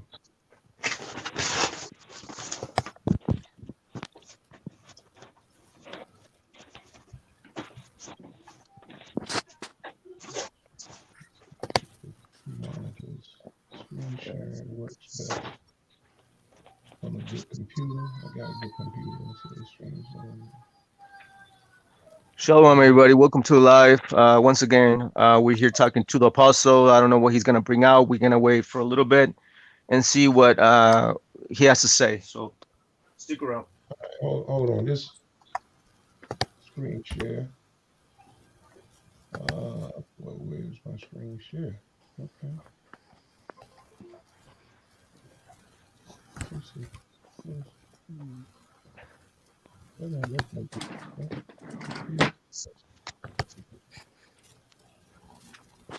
I've never screen shared on this platform before. Yeah, it's there. I see it, bro. Let me see. Yep. Let me stop this and start over. Let me see something here. Yeah, right. Hey, yo, why he figuring that out? Yo, I gotta ask y'all just one question. No, bro, relax, bro. You gotta wait your turn. You gotta learn how to be patient, bro. So I'm gonna take you out and I'll bring you back in when the brother's finished. So just be patient, bro, because you always like to run your mouth.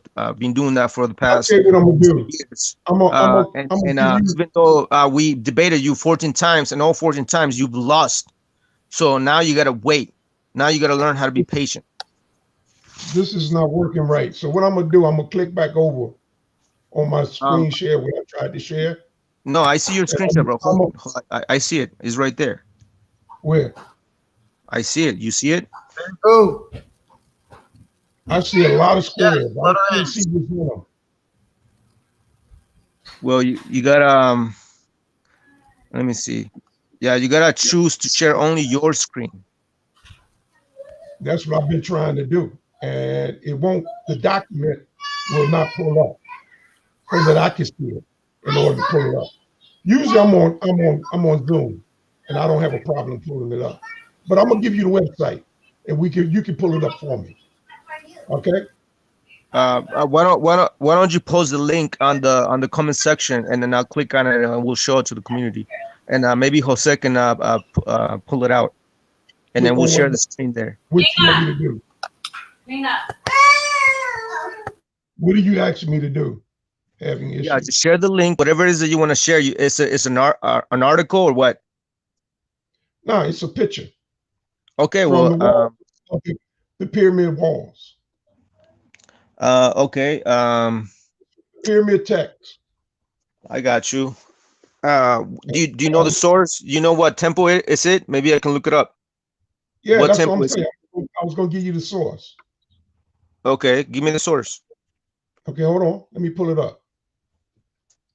Oh boy, I'm gonna have to get it from my Word. Let me go on my Word document. Is it the Rakmir temple or what? No, I think it's the. I'm not exactly sure what temple it is or what pyramid it is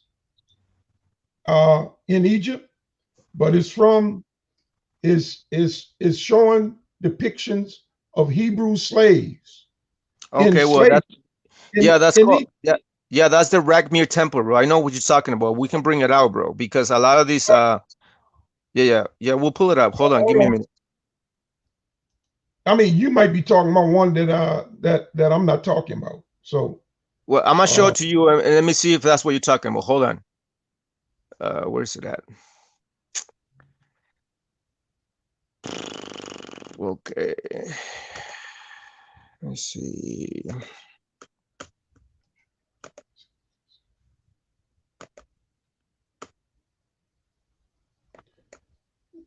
yeah, let me give you this text, this website, https colon / images images .app.goo.gl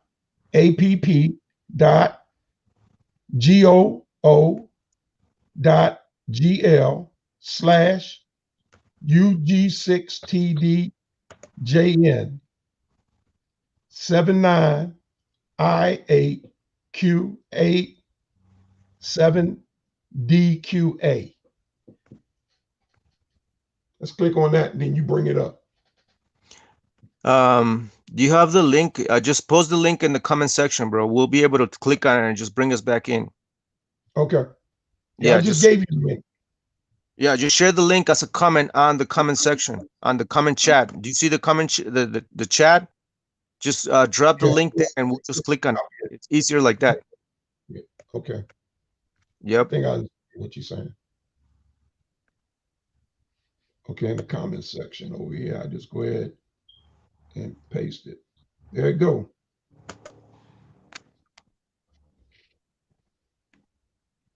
Okay, I see it.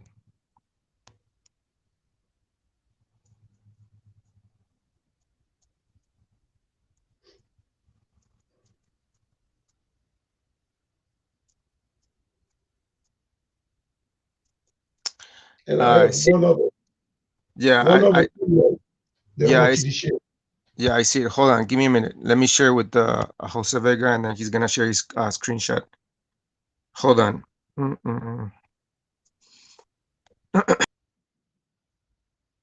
mean, what's all the hate? I mean, it's enough Israel out here for all of us to be part of it. I mean, calling me an African is not going to cut it, bro. It's like calling me a dog, man. You don't want to be called a dog, do you? Yeah.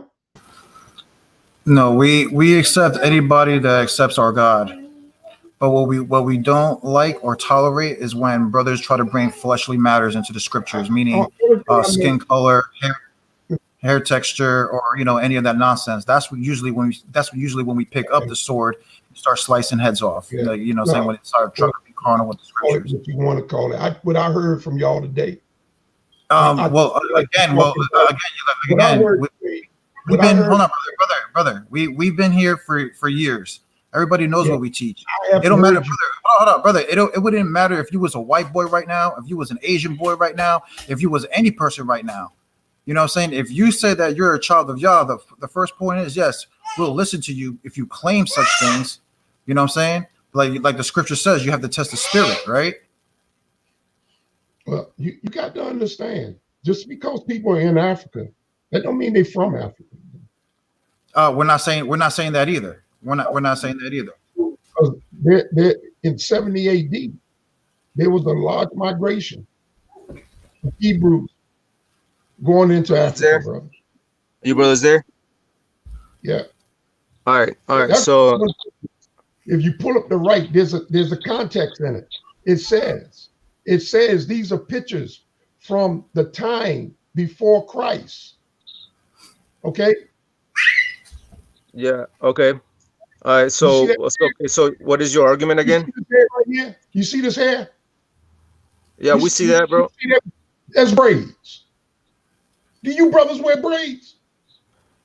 Is that your argument, bro? Is that all your argument that you have?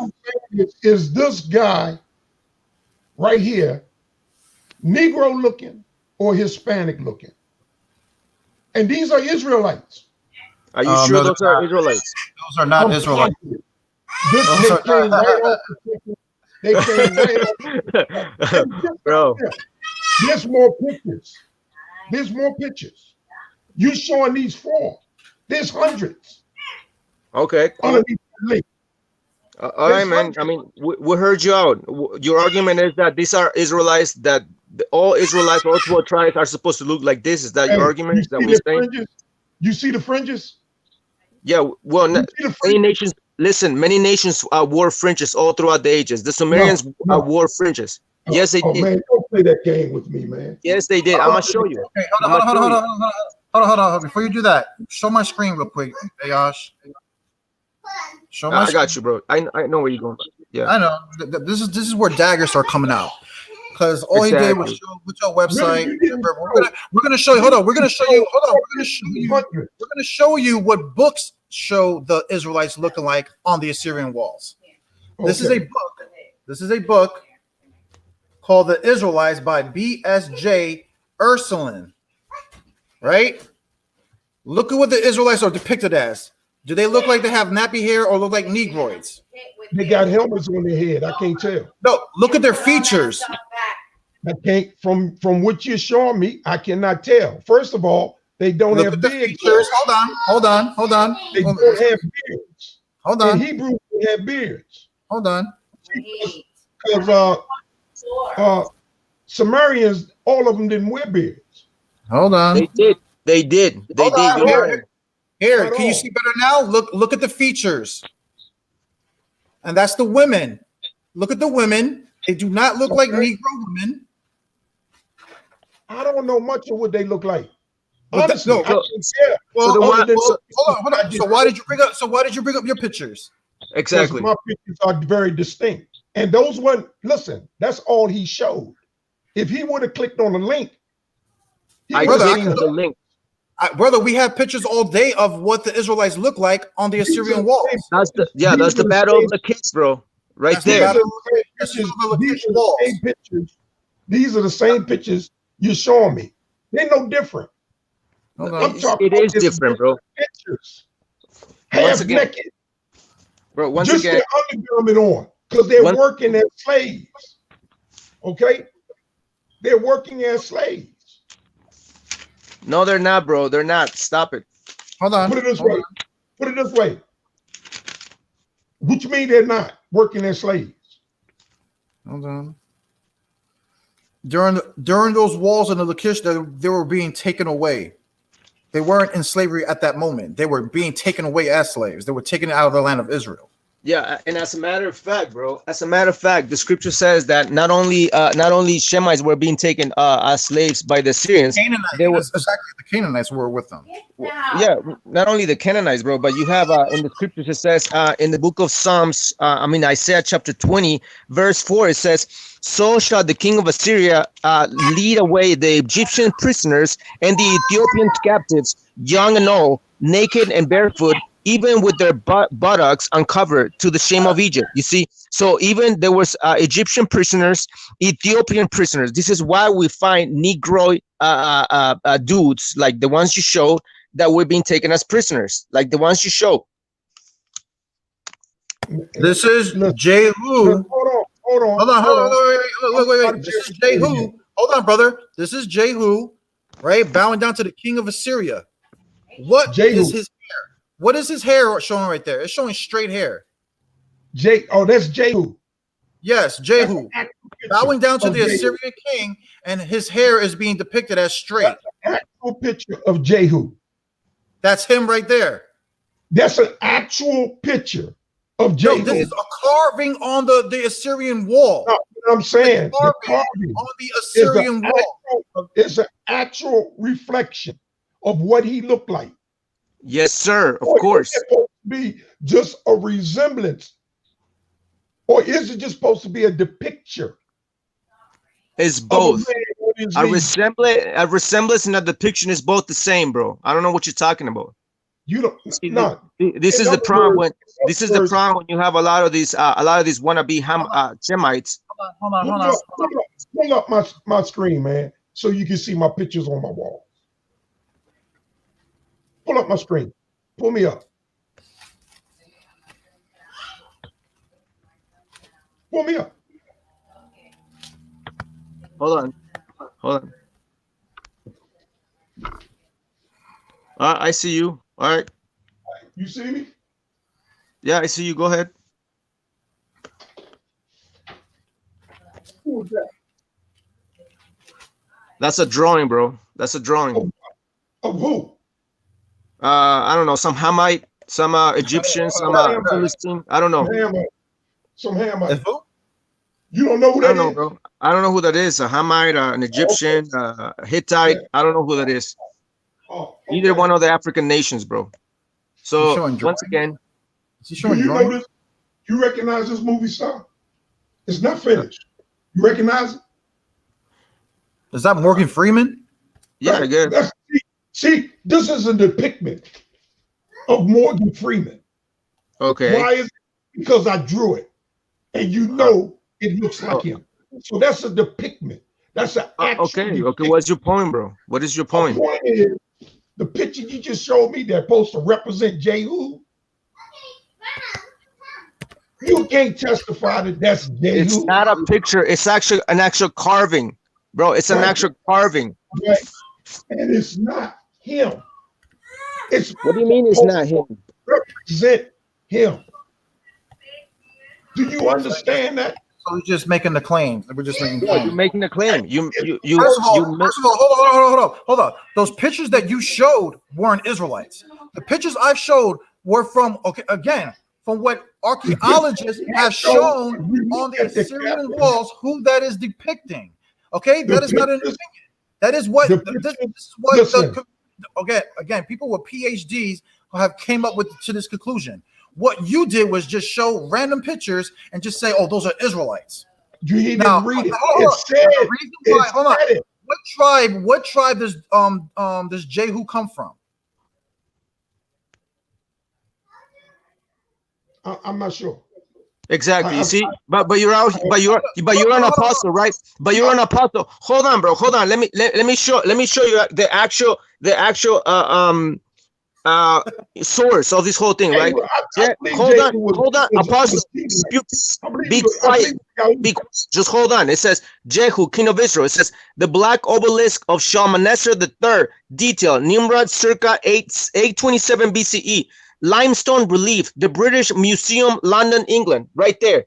You see? Okay. That's the source. So what are you talking about? This is not for real. I just showed you. Listen, what I'm saying, that picture I gave you. No, you gave us drawings, bro. You gave us drawings. Once again, Look, brother, we're giving you an actual source. They claim to be Israelites. Yeah, we're giving you books. We're giving you scholarship here, brother. Check this out. It says this is the black obelisk of Shalmaneser III, right? Nimrod, circa 827 BCE, right? The limestone relief, the British Museum, London, England, and this is the relief right here. So a drawing, you're out of your mind. You're out of your mind, and this is why the scripture says in Numbers 8:27, it says, "And from the age of 50 years, they shall cease waiting upon the service thereof, and shall serve no more." Meaning you got to sit down and stop teaching because you don't know a thing. We ask you, what tribe was King Jehu? You don't know. Yet you claim to be an apostle, right? Torah says that after the year of 50 years, you should stop teaching. You should stop being in the service. You shall serve no more. Why? Because you're of all age. You don't know a thing, bro. Sit down. You shouldn't even be teaching right now, or even claiming to be a teacher after 50 years old. You can't be teaching the scriptures. You there, bro? We just showed you law. You hear me? You can hear me, Shamar?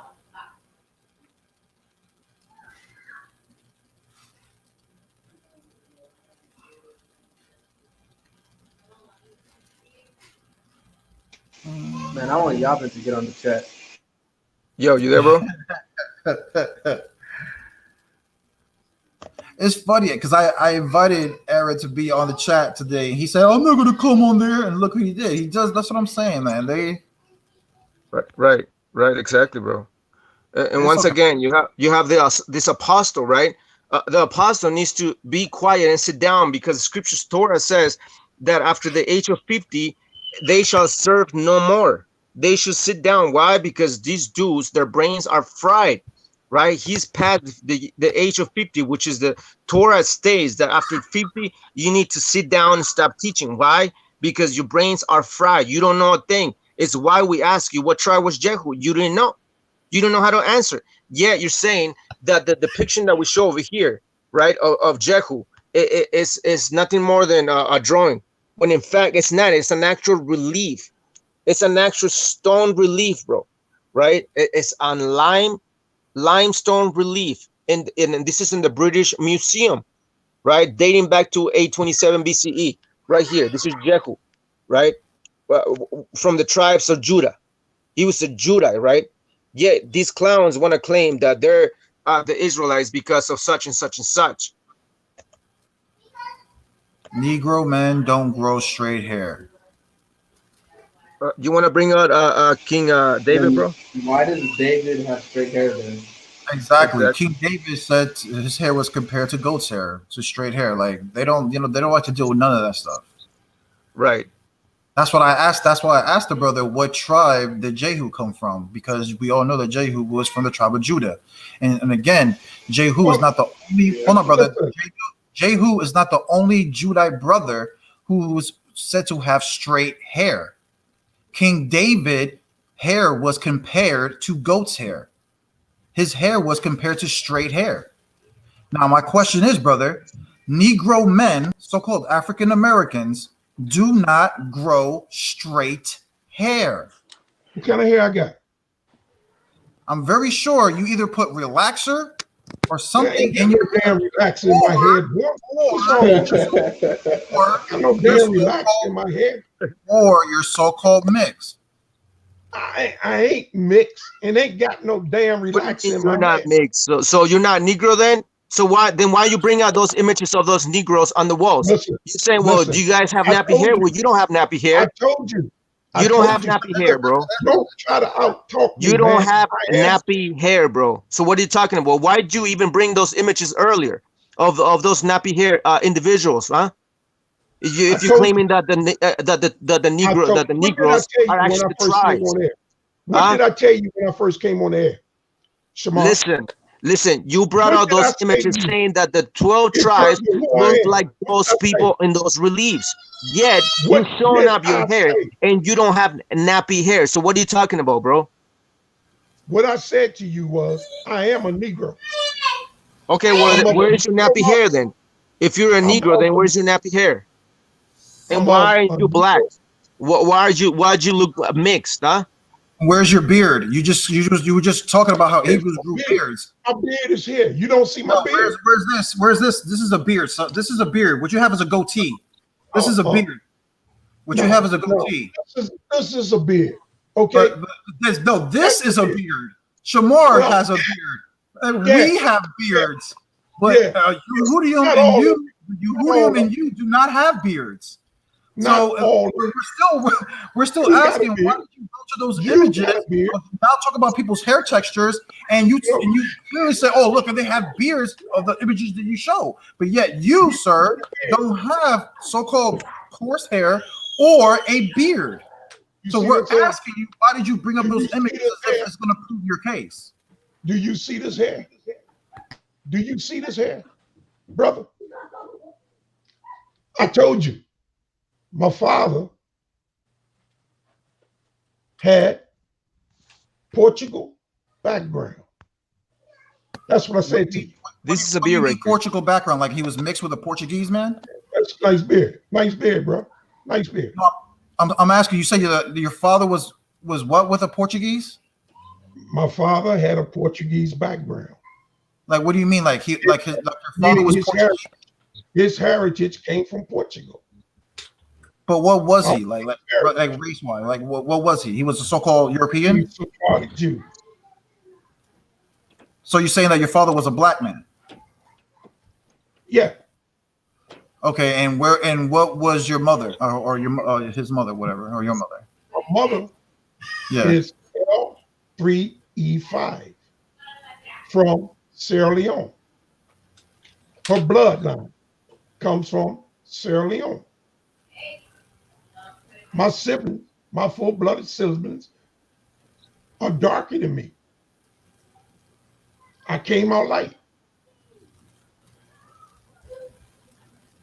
We have the same mother and father. I have two sisters that's light like me. One sister that's dark.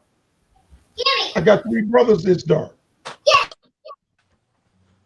That's what one of the amazing things about African American people. We have that diversity. Hold on. So let me get this straight. So let me get this straight. So let me get this straight. No. Hold on. You just made a statement real quick. You said that African Americans. You said that African Americans range from different colors, right? He just said it. He said that I'm light skinned, his older brother is dark skinned, and he says that's the beautiful thing about us so-called Negroes, that we range in different shades. Now, my question was going to be to the brother was, are you the only people that do that? Are there not light-skinned and dark-skinned Asians? Are there not light-skinned and dark-skinned East Indians? Are there not light-skinned and dark-skinned Arabs? Are there not light-skinned and dark-skinned Native Americans? Like, I don't understand that. All races on this planet range from different shades.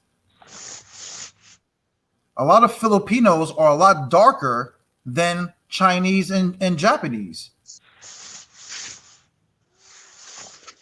You have plenty of Native Americans who are light-skinned and dark-skinned. So I don't know why you keep making these statements as if only like your so-called Negroes can do these things. That right there confused me in what you were trying to bring out. The same thing with those images of you showing people, and everybody heard you say, look at these people with nappy hair, and then you asked us, where are your nappy hair at? That's what you said to us. Then you tell about, and look at their beards. But yet you, sir, didn't have a beard or so-called coarse hair. Right. Hey, why the man report argument? Right. Yahudim, you there, bro? Shalom. What's good? What's up with y'all? What's going on, bro? Hey, I thought you didn't want to show up. I saw you message on that group talking a lot of nonsense against Jose Vega, saying their platform is a biased platform and all these other things, bro. Then why are you here? Oh, just to make a proposition with y'all. I ain't here to debate. I ain't here to go over anything. I'm here to what is it that you want to talk about? Because once again, you've debated us, Jose Vega, myself, Shimron, Jeremiah, the Philistine Slayer. You've debated all of us, bro, and every time you get clapped for the past 14 times. So what is it that you really want to talk about now? Now was that you ever in front of a judge's panel? And which judges said that? It doesn't have to be. Whenever you go to battle, hold on. There's always a judge's Yehudian, panel. first of all, hold on. So Yehudian. So there won't be any confusion. You get to choose who do you want to deal with. You let brothers deal it, so there won't be no confusion and people speaking over each other and arguing. If you have a certain question, if you have a certain question for a certain brother, you can call that brother out and be like, well, I have a question for Shamar, or I have a question for me, or I have a question for Jeremiah, whatever the case may be. No, I understand, man. It's not that deep. I'm not here to debate you, Ox. I'm here for, well, actually, I have a proposition. Like I said, you guys put some judges on your channel, and I'll come debate Ayash or Jose or Jeremiah, Either one of y'all, it doesn't matter to me. But whenever you guys say that I lost, if there was no judges to certify a loss, then it's not a real thing. So It's not. It's not. It's not I that we want to say that you put lost, judges bro. on you guys' platform so that your audience can No, truly he see y'all definitely go to war. So that Got they can you. see you Listen, guys go to war fairly. So that's my proposition. And if you we've decline, always done it fairly, bro. We've always let you speak first, like especially when you go on debate with Jose Vega. He's let you bring out your points. He's let you speak out your arguments and share whatever it is that you want to share. And then after that, you know, Jose Vega comes in with the cutting. Same thing with Jeremiah. When you came to us to our platform and debated Jeremiah, we did it with a moderator, bro. We didn't win out of order, bro. So how come you're saying that our platform is biased when you debated Jeremiah on our platform with a moderator, bro, and it ran smoothly? Don't you agree? listen to Listen, me. no. Dude, I'm going to listen, answer the stop. question. Can I answer that Hold question? on. Can I Do answer the question you just you asked me? will answer the question. Let me No. reinstate the question once again. When you came to our platform and debated Jeremiah, the Philistine Slayer, wasn't that a fair debate? Yes or no? No, because you guys continue to further the debate after I was off and the debate No, was we didn't done. debate it. We And actually discussed the debate. No, we didn't debate. We didn't debate you. debate. No No, we didn't judges. debate. We I didn't asked, debate the matter. why are y'all afraid Li- of judges? That's all I want to know. And We're I'm not sure your afraid of audience judges, wants to bro. know. We Yes, you listen. are. If you got, we can Yes, bring you are. First of judges. all, it's not, Bro, you hold on. lost. We said this before, But never Yehudium. with judges. The- Jose, stop Listen, acting like I'm speaking the French. I'm debate, not. you're about to get kicked off because Because again, you're we scared. let you speak. I understand that. Now you're trying to. All right, put him on pause or whatever. Bro, you lost Because 14 again, times. Nobody cares about this you, is bro. not going to happen. This is not going to happen, Yehudium. You're not going to come on our platform and overtalk us. That's the coward shit, Yehudium. People who talk over other people, that's the coward shit. Again, we allowed you to bring out your points in all our debates. The point is that I bring out and answer all your questions, and you never have a rebuttal for them. We have you on camera talking about how we use the curses to our advantage. Why? Because you know we fit them, and we have sources to back up how we fit the curses all day long. You asked us on our last debate about how do we get to the Americas, and I gave you the whole breakdown of 2nd Ezra 13 and used 3 other witnesses. And till this day, it's been over a year and a half, and you still haven't came up with an answer. I confounded you in that debate. I have you admitting on our messenger that I beat you on the first 2 debates, and that hopefully the third one will be a charm for you. And we all know you lost the third one because I just admitted it. We just talked about it about the 2nd Ezra 13 debate.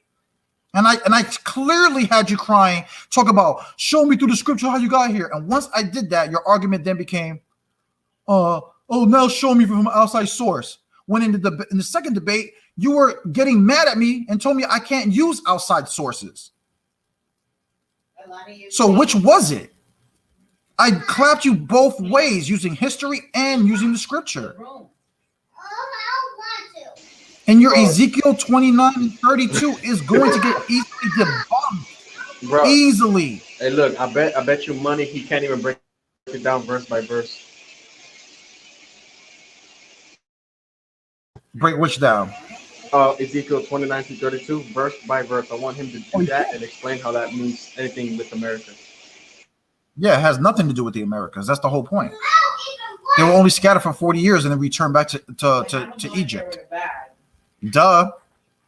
We can show you other chapters, which will bring it out once he wants to deal with us on that certain subject, proving how the Egyptians were in the land of Egypt even after the Babylonian captivity, when Nebuchadnezzar scattered them for 40 years and brought them back. And they were brought back by the Most High. Look, check it. Even if they did come to the Americas, he said that they came 300 BC. We're saying that the Northern Kingdom came 700 BC. That's a full 400 years before 300 BC. Yep. Yeah. Yeah, Hurim. So once again, you were saying something about preposition, your a preposition, something like that. What is it? What is it again? You there, bro? Yo, you're kind of breaking up. I can't really hear you. Can you hear me? Yeah, yeah. You were talking about a preposition earlier. Something You're about breaking up. I asked. judges. Are you there, bro? I'm here, but you're sounding real garbled. Okay. I don't know. Maybe it's your signal, but All right, I hear you now. I hear you now. Shit, man, you can okay, keep got going. you. All right, so you were saying earlier something about a preposition, us bringing out other judges so that you Yeah. can bring yourself in and debate me or Jose Vega or Jeremiah again, even though you've been clapped, but according to you, you have not. But Well, I I just mean, want judges to listen, say who got clapped. That's all. That's literally all I want. I can say Yeah, anything I want to say. You could say anything you want to say, but until it's judged fairly, then can't nobody talk. Yehudium, at the end of the day, debating does not do anything. So why have you debated so What many does times? hold on again? Discussions. We talked about this earlier. Discussions are way better than debates. And I told everybody the difference between debating and discussions earlier. When you have a discussion with somebody, right, you have all the opportunity to right then and right there to ask a question about the certain scripture or Jose, I source hear that you. those brothers wrote. I feel you. But a structured Okay, debate is hold different. on. How can we know Debating, this? hold on. We all know this. Hold on, brother. I'm not finished. Debating, all you're doing is bringing out your premise. The other person brings out his premise. You guys try to rebuttal each other. But then when it comes to question and answering time, there's a lot of shucklebucking. I won't shucklebuck. What are you talking about? Brother, that's not the but point. You just seem like the point you're is just trying to better backtrack, though. You really no, do. What is better to do is to actually discuss it. We can't discuss on y'all's platform because y'all get unruly and it gets out of hand. I want a moderator. Unruly. Show us when we have been unruly, bro. Show us when we have done that. What do you mean? I asked you, just deleted my comments off of my last. No, we have not, bro. And we have not. Yeah, we Share don't my delete screen, comments, bro. Share my screen. They won't delete. We don't delete comments. First of all, Yehudium. First of all, I'll prove it. You delete comments. Hey, you know what's crazy? My bad. Go ahead. Again, Yehudium, nobody deletes no, comments. Yes, you guys did. I'll show you comments that I wrote, and they're gone right now from your platform. I'll prove y'all are liars right now. There are people. Hold on. There are people who have problems commenting on our live feeds. We have been dealing with this for months. All right, Jose. Can we put judges on y'all's platform? Hold on. There's plenty of witnesses that can vouch for that on this platform right now. All I want to debate on is guy named 144,000 Salados. I'm just trying to debate on if y'all were Hamites or not 600 years ago. That's it. Don't run from that smoke. Stick judges on your platform so we could debate it. That's it. It's that easy. It's literally that easy. That's all we have to do, and we could dead it. And guess what? If a judge says that my ass looks stupid, I don't believe you, bro. Listen, we don't believe what you're saying, bro. We don't believe what you're saying. Listen, we don't believe what you're saying, bro. Because brother, even if I do this debate and I end up winning, right? Let's say I end up winning you, right? You're still not going to leave us alone, brother. That's the whole point. Jose, you're not, the debate, bro. You won, bro. You don't have a word. You don't have a word. Your word means nothing. I already told you. And neither does yours. Y'all deleted my comments and won't let me prove it. Yehudium, I'm speaking. This is what we're talking about. Jose, judge or nothing, bro. Prove your point. When you left me a message telling me that you begged me. You said, if you give me a third debate, I will leave you in the community alone. Did you leave us alone? Did you leave us alone after that? Where's the Ezekiel 29 debate then? Show us. Hold on. Now, Yehudium, the first two debates are on my page, right? The third debate we had is on your page. Where's it at? Hold on. Share the screen. I'm gonna show it right now. Shamar, share my share your the screen. I mean, put me on the screen. I got you. You are looking like a coward. No, brother, calm down. You asked for something. I'm gonna show it. There it is. You're solo. You're solo on the screen, bro. Hold on. We're gonna see who's lying. We're gonna see who's lying, right? Check this out. Check this out. We're gonna see who's lying, right? Now everybody can see this. This is a list of videos I have all on my Facebook. I have many videos because I actually teach, unlike somebody, right? Check this out. This is a video of me and Yehudiam, our first debate. Is that not him right there, people? Yep. Yes, it is. That's Yehudiam right there. Those That's are the facts. first debate. Hold on. First debate. This is the second debate. Look at him in a white t-shirt. Is that not Yehudiam right there? Yes, it is. Okay, and hold on. Now here's our third debate on Yehudiam's channel. Look, Yehudiam here. Scriptural debate on Israel, waiting on Jose Vega to join. This is September, on Yehudiam's page. September 14, 2019, bro. 2019, which he erased. It's now no longer on his wall. I already debated you 3 times, Yehudiam. Now and the fourth time we did it was about the Ezekiel. That was the 4th time because you kept begging me for another one. And this is why I keep telling you, Yehudiam, it don't matter how many debates I give you, you're still going to keep begging, and begging. Now, hold on. Because like I said, we deal with your stuff all the time. Right? We're going to show you what you said to me, Yehudiam, since you're here. Where is it at? Hold on. We're going to show you everybody what you wrote to me.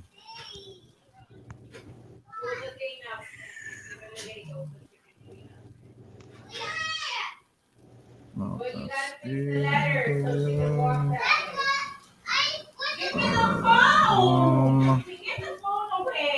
let me see. You cannot do 2 things at once. You don't even know how to. Shalom, everybody. Welcome to the live. Thanks for sticking around. I'm glad you guys are here. We're gonna deal with these brothers in a minute, and then we're gonna might call it a night, unless there's any other brothers that might want to come on. But stick around. We're gonna end these like the way we're supposed to end these. I'm still gonna bring out something else from the debate. One last thing to laugh out this nonsense, and then we might call it a night. But Shalom, welcome to live. I'm glad you guys are here. Shalom.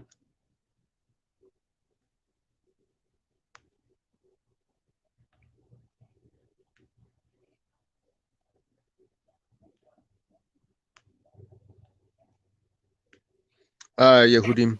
Hold on. I'm almost there. I'm trying to find it. Yeah. Once again, for here it is, Yehudi. Yeah.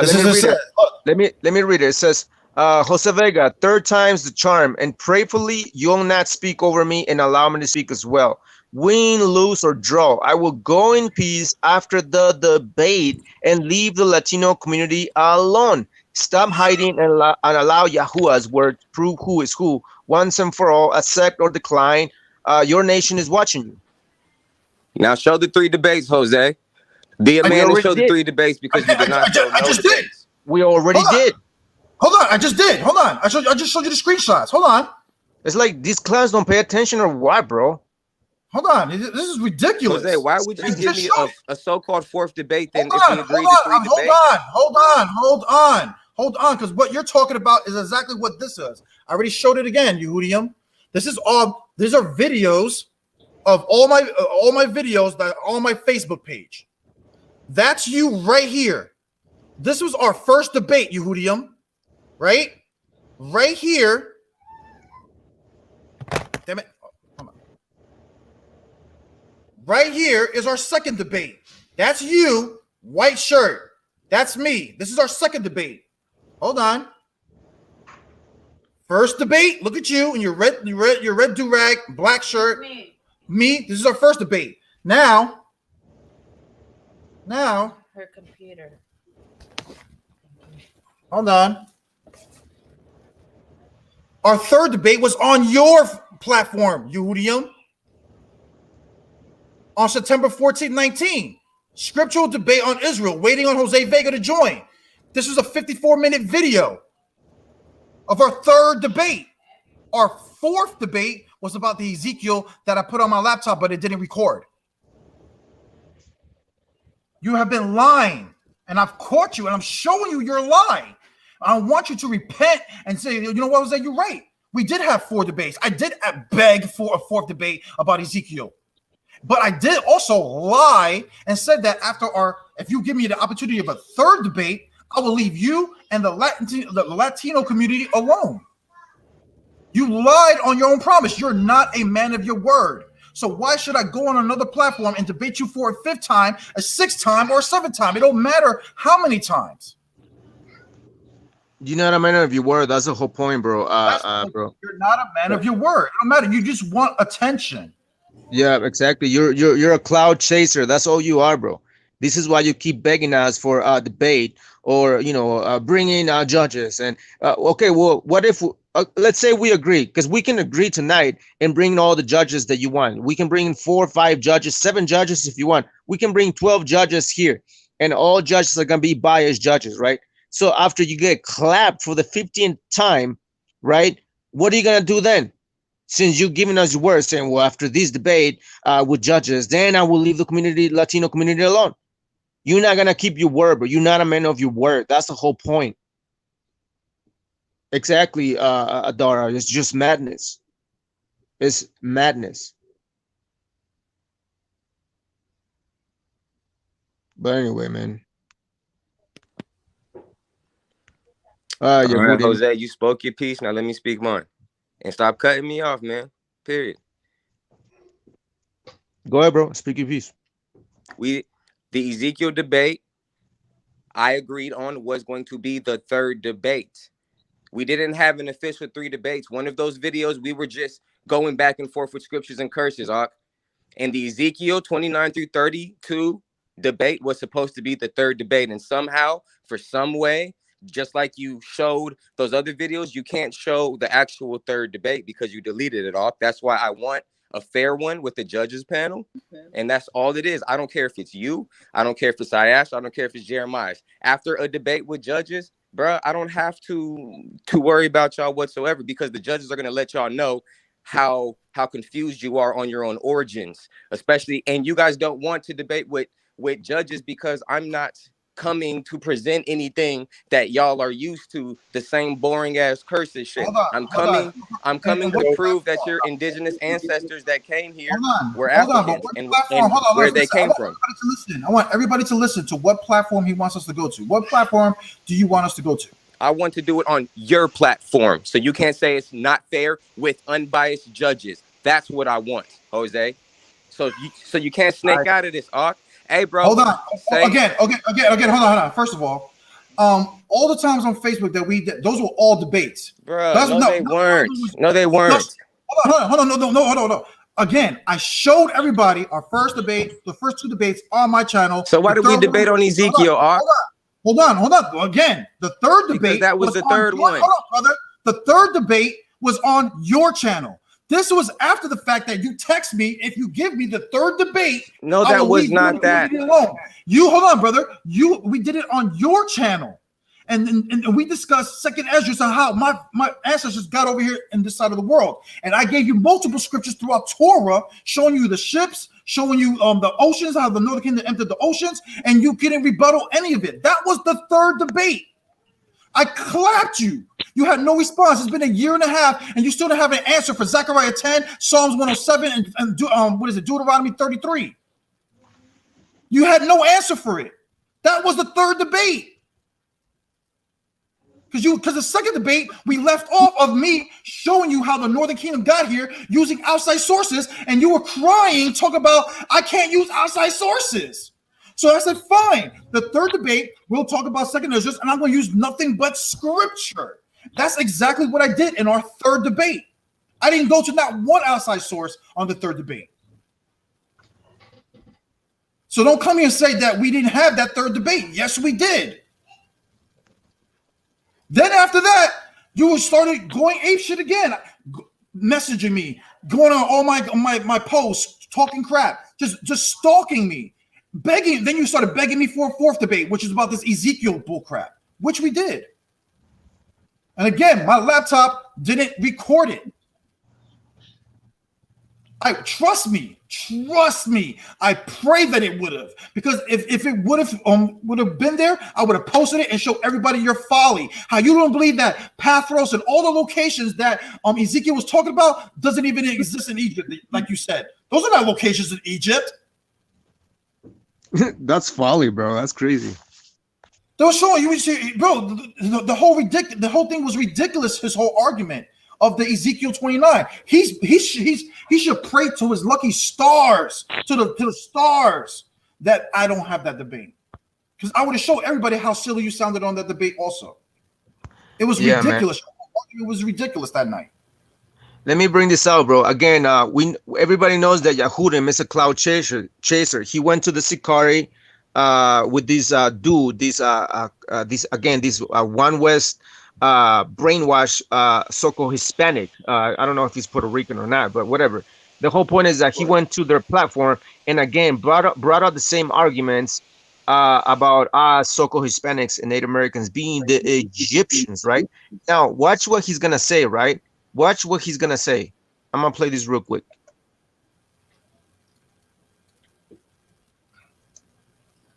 Hold on. Into how I feel, man. I feel the 12 tribe chart is extremely flawed. Again, notice that's not a beer, but whatever. That's another subject. It's unbiblical. I feel like a whole bunch of civilizations and kingdoms have gone through some of the curses of Deuteronomy 28 and Leviticus 26 as well. What? So basically, he's saying that a lot of the nations, pretty much all the nations, have gone through their curses. So what is what is the whole point of him coming on to us and, well, you guys don't fit the curses. You guys don't fit the curses. Well, but wait a minute. He just said that many of the nations. I'm gonna rewind this. I'm gonna rewind this, bro. Watch this. Of course, in a respectful manner. Then ending is closing. 3 minutes. And then have gone through some of the curses of Deuteronomy. So pretty much just jumping right into how I feel, man. I feel the 12 tribe chart is extremely flawed. It's unbiblical. I feel like a whole bunch of civilizations and kingdoms have gone through some of the curses of Deuteronomy 28 and Leviticus 26 as well. Not just Native Americans, not just the indigenous Americans. You have the Ottoman Empire, man. I mean, so he literally agreed that Native Americans fit the curses, right? So, I don't understand why his argument is, bro. Like, what is your argument, bro? You know what I'm saying? It's like you've been at it with this whole nonsense of so-called indigenous Native Americans being the Egyptians, when you have been debunked many, many, many times over on the boards and on the lives that you've done with us, bro. So.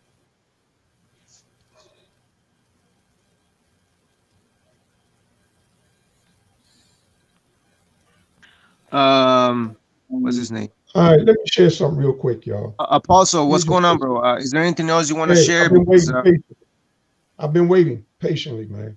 All right. I'm glad. I'm glad she did. Oh, my bad. Hold on. Hey, y'all, I'm up out of here, man. I see that y'all are just going to cut me off and overtalk me and do all this shit. If you're not going to agree to judges on your panel, that's cool. But let the record show that y'all don't want judges on your channel. So we never said that. We never said that. I'm out of here, and I don't want to waste my time with cats that aren't fair. All right? All right, shalom, bro. You do your thing, bro. Shalom. Apostle, what's going on, bro? Yeah. All right. Here's what I was talking about. I pulled up the rest of those pictures. Look, we're here. They're in Assyria Pull me up by myself so I can show this. Assyria captivity. And it says underneath Assyrian, Black Hebrews, Assyrian captivity. Okay? The pictures. Right there. I can scroll up here, man. Even have the obelisk. And it says,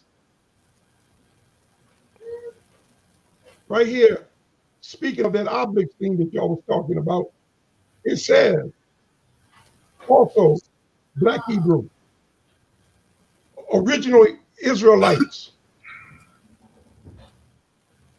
What's going on here? Original Israelites. So, That's not even my main point. I don't want to get into that because I can go in Deuteronomy 28 and show you that African Americans fit the curses.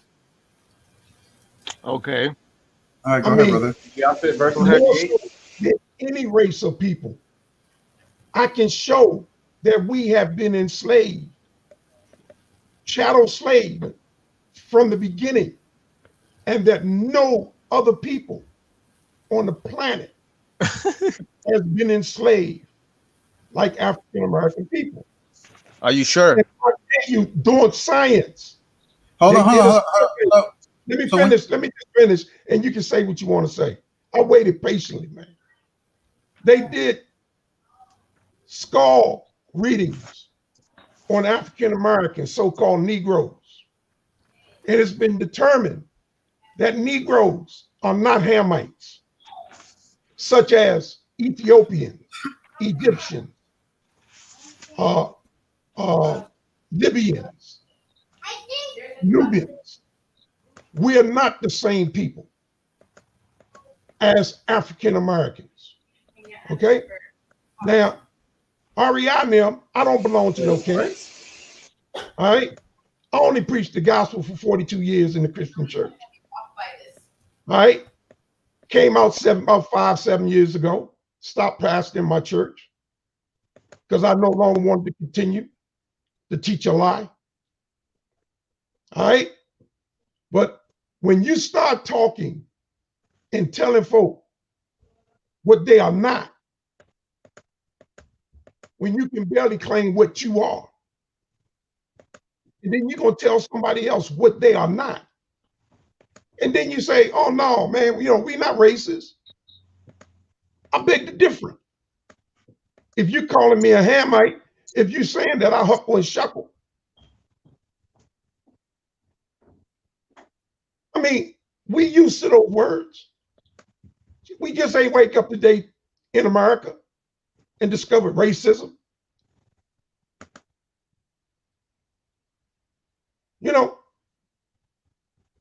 So, brother, as a brother that shares a mother that's Negro, so-called Negro, and a father Latino. He wasn't Latino, he was black, but his ancestors was Latino. Okay? And about that 50-year-old and you can't teach, Moses taught up to the day he died. He died at 120. What are you talking about? As long as y'all use me, I'm going to teach. No, I don't preach from the pulpit no more. I don't pastor churches no more. But you can't tell me I can't talk about the goodness of Yahweh. Who are you to tell me that, man? Who are you? I probably forgot more than you even learned up to this point in your life. Praying once you get to be 65 years old and be as blessed and as fortunate as I am. I thought you were going to prove that so-called Negroes were so-called Israelites. You're giving us a sermon right now. Yeah, I can do that just by. You might not be preaching for the pulpit, but you're still teaching a sermon, bro. Bring out the facts. How do West Africans fit the curses? Go ahead. Not West Africans, man. Hey, show verse 68. Yasharala. 28, 68. Yasharala. How do West Africans fit curses, bro? Go ahead, bring it out. Stop bringing us a sermon, bro. We don't want to hear pastors around here. Exactly. Listen, exactly. That's all you're doing, bro. Show us how. Pull up the video dealing with the Inquisition, the expulsion of the Black Hebrew Jews from Portugal. We have brought out the information on that, but you made a claim saying, you made a statement saying that you're going to prove to us how Negroes fit the curses. Go ahead. We don't need to pull out your Bible, read Deuteronomy 28, and show us how these so-called West Africans, Negroes from the slave trade, fit the curses. Go ahead. So-called Negroes, man, Be respectful. Yeah, so-called West Africans, so-called African Americans, whatever you want to call them, bro. Go ahead. We want to hear you out.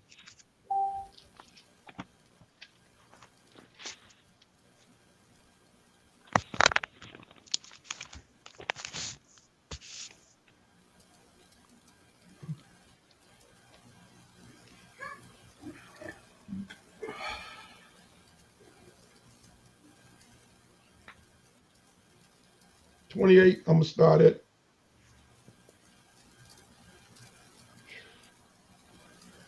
As a matter of fact, bro, let me read a curse and let me know if that fits you. Deuteronomy chapter 28. Let him prove his case. I want to see what Chris. No, you can put the scripture up on the text and we can all look at it. Yeah, that's good. Hey, matter of fact, you want me to share my screen? I can share my screen. And, yeah, share your screen. Share your screen. Yeah, that's Go fine. ahead and put it up. That's fine. Okay. Hold on.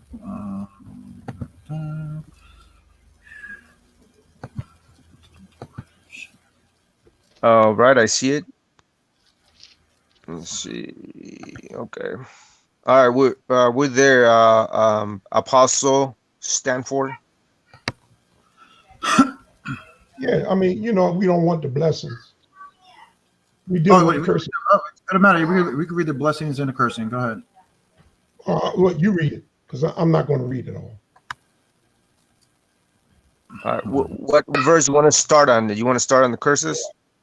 Yeah, I mean that's what we're talking about. You know, yeah, exactly. Well, we know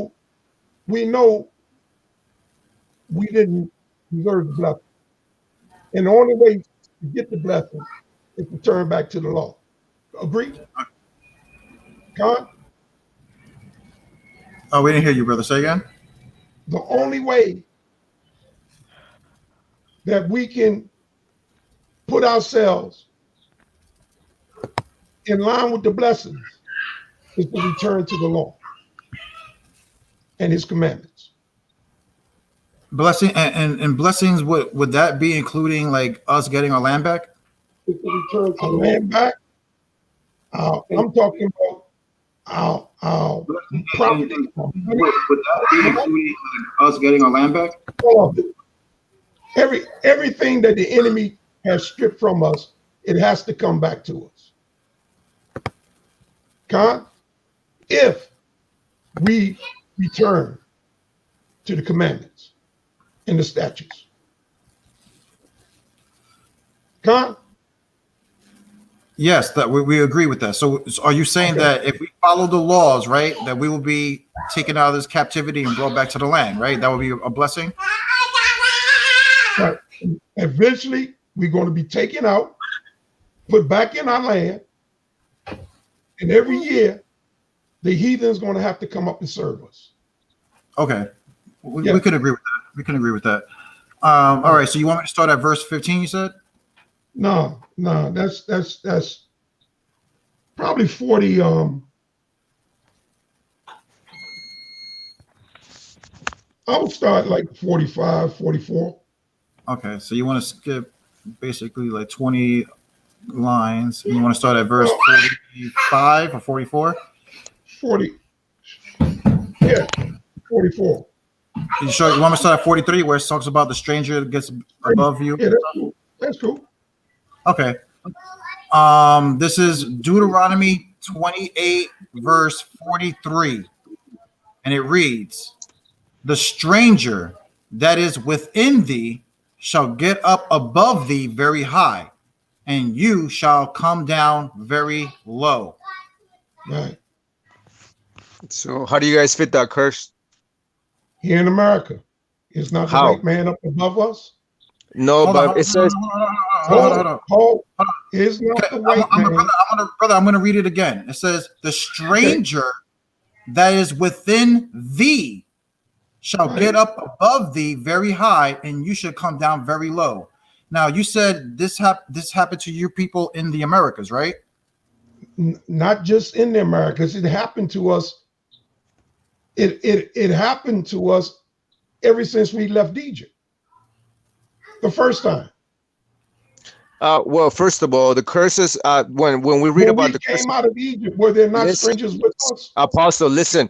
Torah was given post Egypt. How can you be saying that that was happening to you pre Egypt, pre law being given by Moses in Mount Sinai? The law Okay. was already given post Sinai Mountain Sinai The law came established on after. the earth, like The literally in a law, written form. So you the can't be law. used in Egypt as a form to say, well, that happened to us in Egypt, Listen, because the law listen. had already not been given yet. Hold on. The law has always been given. It wasn't written by Moses yet, but we always knew the law. That's why in Abraham's day they knew about the Levitical. In Jacob's day, they knew about the Levitical marital law of how if a woman does not have seed from her husband, and if her husband died, she can marry the brother. Yes. And produce seed. That Levitical marriage law existed before the written law. We understand that, brother. But the point is this, brother. What I'm saying is, just because the law wasn't written, it didn't mean we didn't know it. We had the verbal law. Well, hold on, brother. First of all, right now we're not reading law. That's the whole point. We're not reading law. We're reading prophecy. You know, okay. Just move. There's a difference between, hold on, brother. There's a difference between law, statutes, and commandments and prophecy. When you're dealing with law, statutes, and commandments, like the Torah states, I believe in the book of Numbers, it tells you out of the mouth of 2 to 3 witnesses shall a matter be established. Meaning you would need 2 or 3 witnesses to bring out according to law or commandments. Precept upon precept, that's exactly what that is. Laws and commandments. I don't need precepts for prophecy. Meaning, if Isaiah makes a prophecy, I don't need it to back it up with another prophet. Because that's why the Most High gave that prophecy to Isaiah. You don't need other witnesses for that prophecy. Now, Deuteronomy 28 is about prophecy. It's not about law. So we're not even talking about law. And second of all, Deuteronomy 28 tells you about all these curses happening in your land. It never states that these curses are going to happen in your enemy's land. Okay. Hold tight. Just hold tight. Hold on. You say this is not about. No. I'm just saying. You said this is not about law. This is about prophecy.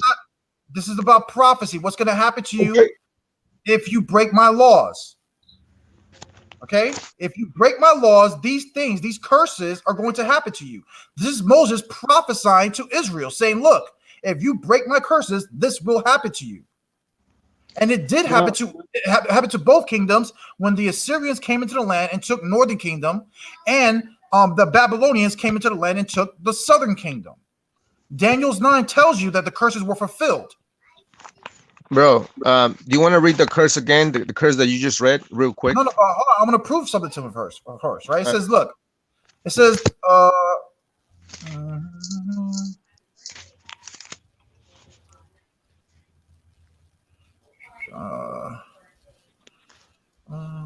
where is it? It says this is verse 20. This is verse 28 and 18. This is why you wanted to skip all the way down to 40. 3 to get the to mislead the people about the context of the chapter.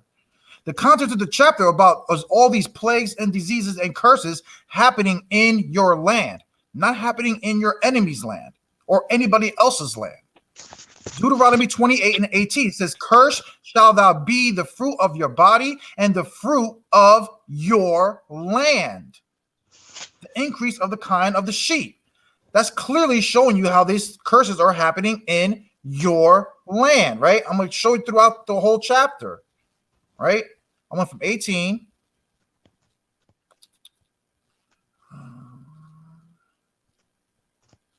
This is verse 33, okay?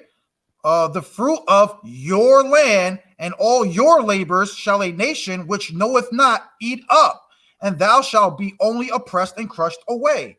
Again, in your land, right? Hold on. I'm gonna keep going down. You're gonna keep seeing it. It's gonna say over and over and over. And not once does it say, and these curses are gonna happen in your enemy's land. Not one verse is gonna say that. Okay, hold on. This is verse 42. The very first verse before 43, which we just read. It says, all your trees, all the fruit of your land shall the locust consume. The stranger that is within thee shall get up above thee very high. See, now again, brother, when will you ever put on high over here in the Americas to then be brought down very low? You see, this is our land, brother. This is our land, the natives' land. We were high amongst each other. We had kingdoms. We were kings. We had conquiques. We had tribes. All that stuff. We had all that, right? And then when everybody got up here, we were brought down very low, even lower than you so-called Negroes. Point being, where are the Latino Michael Jordans? Where are the Latino Oprah Winfreys? Where are the Latino Barack Obamas? Where are the Latino Martin Luthers? Where's the Latinos? All this stuff, brother. Mayweathers. All these powerful people who will make more money, who are more powerful than us in our own nation. Right. Where are all hold on. Where are all the Latino-owned banks in the lands? I can name you over 100 black-owned banks all over the United States.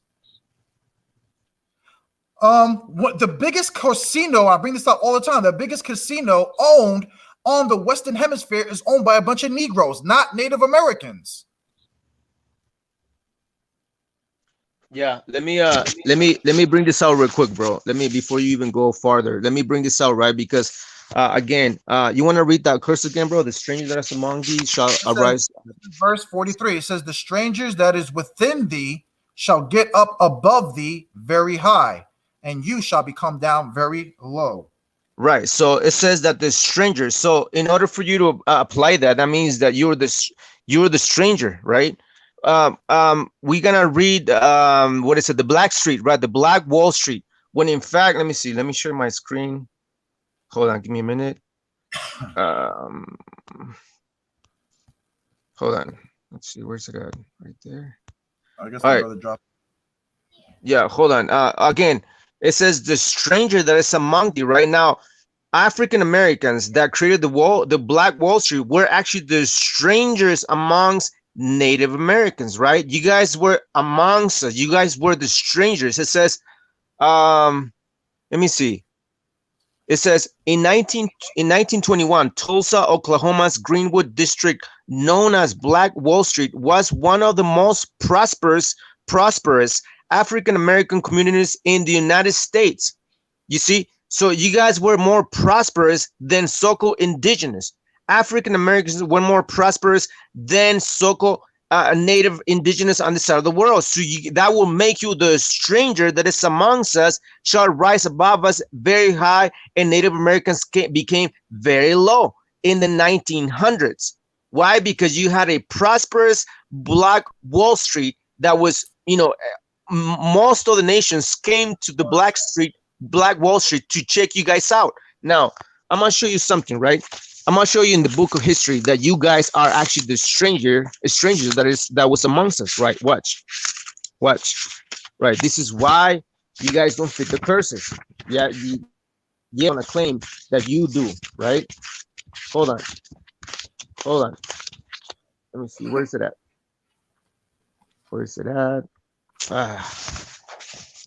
Give me a minute. All right, there it is. Right. So it says this is from a book called The Lost Realms, right? Page 177. It says, I'm gonna read right here in this section right here. At the bottom it says, focus. Okay, there it is. It says the evidence at hand, we believe, indicates that the Near Eastern tales and beliefs, including knowledge of the story of the Nibiru and the Anuna, who had come from Earth, from there to Earth, the pantheon of the 12, were brought to the predecessors of the Incas from overseas. It took place in the days of the ancient empire, and the bearers of these tales and beliefs were also strangers from across the seas. You see? So who are these strangers from across the seas? We're gonna jump into the next page, page 179. It says, this is basically the Stella number 5, which is this piece right here, in which it shows an African man that came on this side of the world to teach all this nonsense to our people. Now check this out. Check this out. It says the one on the left is shown in association. What? It says the one on the left is shown in association. Hold on, bro. Hold your peace. It says the one on the left is shown. Can you brothers hear me or no? Yeah, we can hear you.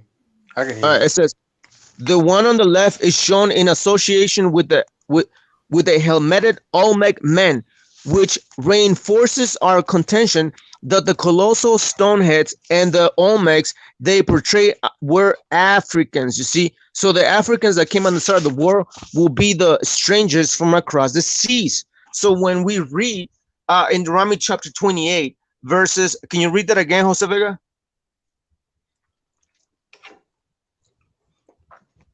Verse 43.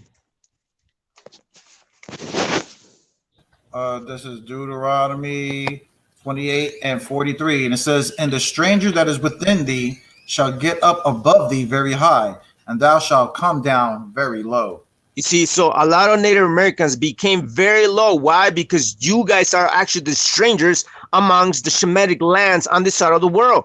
In 1921, Tulsa, Oklahoma's Greenwood district, known as Black Wall Street, was one of the most prosperous African American communities in the United States. Meanwhile, a lot of Native Americans were being brought low to the lowest of states, mentally, emotionally, spiritually, and even economically.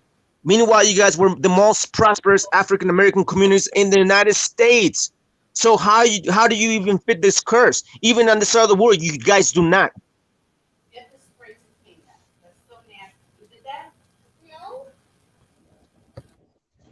Yeah, I guess he left. He left.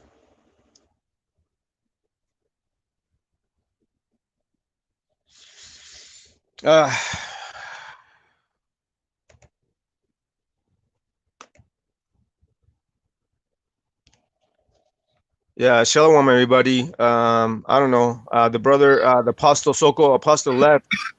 I don't know why. Apostle, if you're there, I'm gonna share the link again in the chat, and then click on it if you want to bring yourself back in again.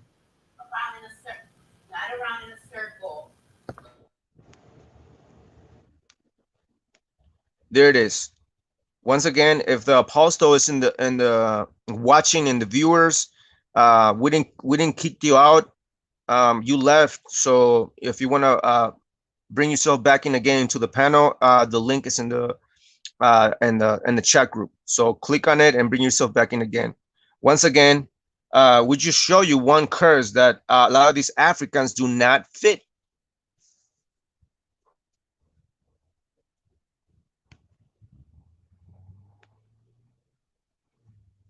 Shalom, everybody. Shalom.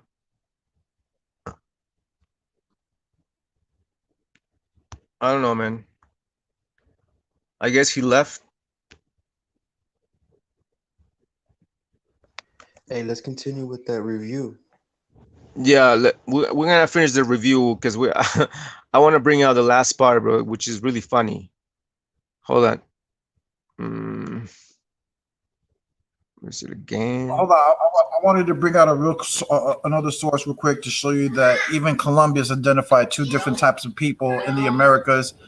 And he saw so-called what he called Negroes, right, black people, and then the so-called natives, and basically was you'll see what he says.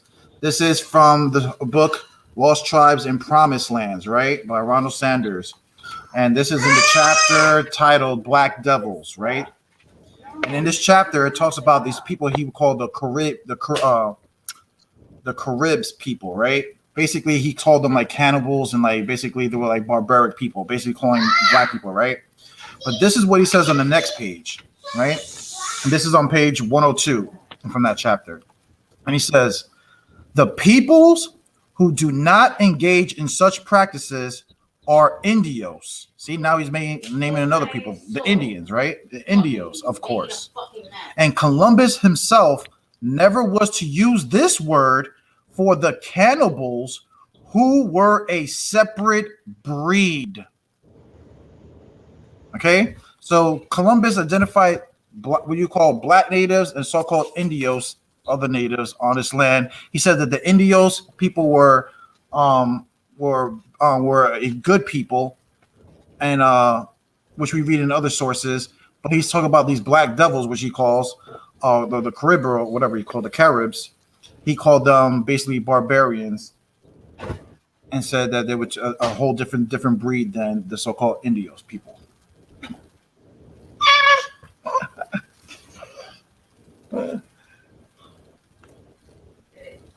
You there? Yeah, man. That was great, bro. That was great. Once again, bro, always the Most High making a difference between the Shemites and the Hamites, just like we read over there in the book of Exodus, chapter 11, verse 7, right? When it says that the Most High put a difference between the Shemites and the Hamites, right? Isn't that what we read, right? Let me see. All right. It says, Exodus 11, verse 7, it says, but against any of the children of Israel shall not a dog move his tongue against men or beasts, that they may know how the Lord doth put a difference between the Egyptians and Israel, which is exactly what Jose Vega brought out, the difference between Shemites and Hamites.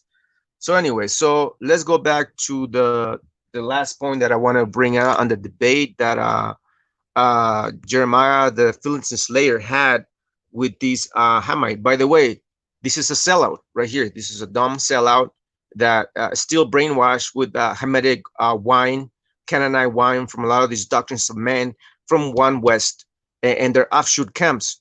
He's still brainwashed and so other things. This is why he shaved his head and shave his beard. See, bunch of brainwashed dudes, bro. Men pleasers and men followers. This is what happens when a lot of Hispanics, Native Americans join these One West Hamitic camps. Their brains become fried to the point that their hair start falling off. That's a joke, but whatever. The brother Stephen is not in a camp. I know. I never said he was in a camp, but he still holds on a lot of these. Many of their doctrines One West, bro. So even though he may not be in a camp, like a lot of our people may not be in camps, bro, but some of them still have these, One West Hamitic wine in their minds. So that's my opinion on that. I mean, everybody holds a different opinion. That's fine with me. I don't mind. But let's go to the minute mark, 1:18 and 13 seconds, and then we're gonna end with that, bro. So 1:13. 1:18. 1:18.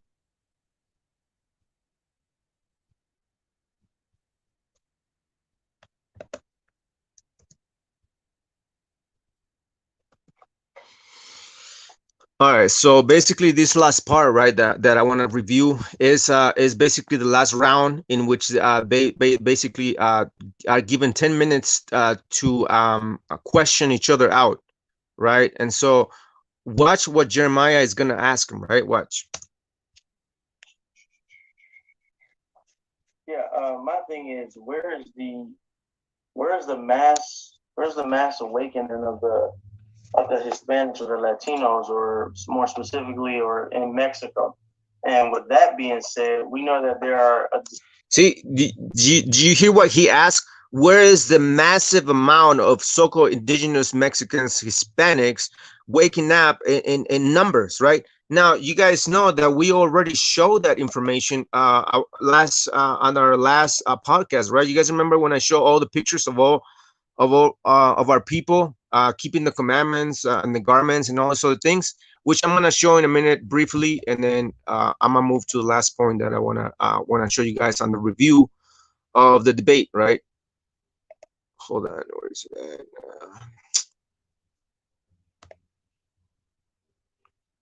Where do I go? Where do I go for the pictures? Okay. All right. Once again, you guys heard him say that where is this massive amount of Hispanics or Native Americans waking up in the masses?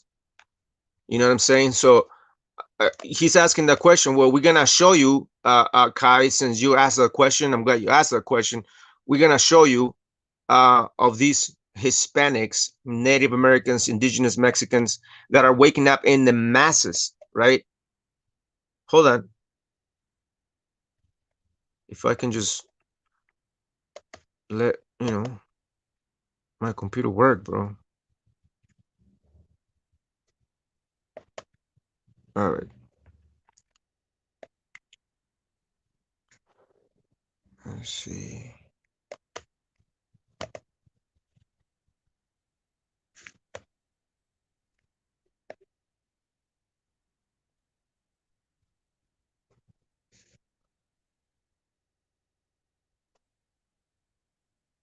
Hold on. I'm gonna scroll down. Those are the Gypsies, so-called Southern Kingdom, Judah, Benjamin, and Levi.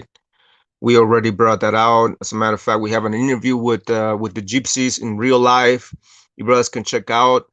But these people right here are the real Judahites, Benjamites, and Levites, the Southern Kingdom, right? So-called Southern Kingdom. Once again, we have the information on our channel. You guys can click. We have two videos on that. You guys can check it out. But let me see. We are going to show this massive amount of so-called indigenous Hispanics, natives, waking up in the masses, in the big numbers, right? Like these clowns are asking us to show. There it is, bro. You see? So again, Kai, if you're watching, if you're still watching this live, or if you're going to watch, well, these are the massive amount of natives, Hispanics, indigenous people that are waking up in the masses. Once again, we already showed this many times over. You see all these women, with the veil and long dresses and the fringes and all sort of things. Well, those are people right there, waking up in the masses, right? Show us. You're asking to show you guys the big amount of these so-called indigenous waking up in big numbers. Well, right here, right there. You see, various churches all throughout Central and South America and the Caribbean islands, China, Mexico, Spain, Europe, United States. We're all over the place. As a matter of fact, you got a lot of these brothers that are, street teaching to our people, right? So once again, we brought out this information many times over. It's just that you clowns need to catch up. Once again, you see the brother with the fringes, street teaching. See that? More street teaching. I mean, once again, we show this information many times over, bro. I mean, we can go on and on and we show the videos. How they're celebrating Passover by the thousands. So it's like, how many times are we supposed to be showing this information, these pictures, this imagery of our people? How many times are we gonna do it? You see the dark natives with the hair like the Awasi sheep. You see that wool, the wool that is biblically being described when we read the scriptures, right? I don't know what happened. They'll just say they're Jehovah's Witnesses. Yeah, well, they can say all they want, but like Jose Vega said, like we've never seen Jehovah Witnesses wearing fringes and garments and keeping the Passover and the feast days like a lot of these brothers are, bro.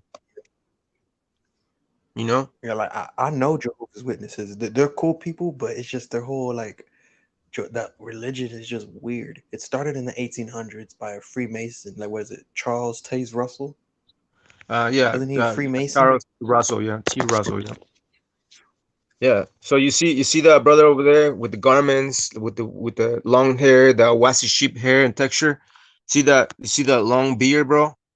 Where are you guys' beard? You guys, most of you guys don't even have beards. So what are you talking about? You being Shemite? As far as I know, most Shemites have beards. See, you know, the Torah. Once again, man. I mean, how many times are we gonna do this, bro? We show this information, this imagery, these videos many times over of the many thousands Israelites that woke up in South America 15 years prior to One West even began to be a thing back in the 1960s. See, more street teaching by a lot of these brothers. You see the scholarship a lot of these brothers bring out. See that fierce face of that native, you know. So Hey, didn't y'all have a discussion with one of them? I did. One of them came to our live, bro. He came to us. I was supposed to go Um, visit him to Texas, bro. So yeah, oh, he's one of in the leaders. Texas? Yeah, he lives in Texas. Yeah, Oh, that's what's up. That's yeah, awesome. man. So if you live there, bro, I can hook you up to him, and then he has the seal, bro. You know what I'm saying? So most of our people have the seal. That's A lot of our awesome, people bro. are waking up, bro. And a lot of these groups of people, these Israelites in South America, again, began prior to one was even a thing, bro. So what is that clown talking about? Well, show us these, so-called Shemites, Israelites, indigenous waking up by the thousands or even hundreds. Well, I am showing you just a glimpse, not even a fraction, bro. You know, Venezuela, Italia, Italy, bro, Panama, Paraguay, China, Spain, Chile, USA. I mean, look at those thousands of Israelites coming to the feast days, Man, bro, to celebrate Passover. God damn it. Look at those Israelites, bro. Look at all those Shemites gathering in one place, bro, to celebrate one of the feast days. So what are you guys talking about? That show us the thousands or hundreds waking up, huh?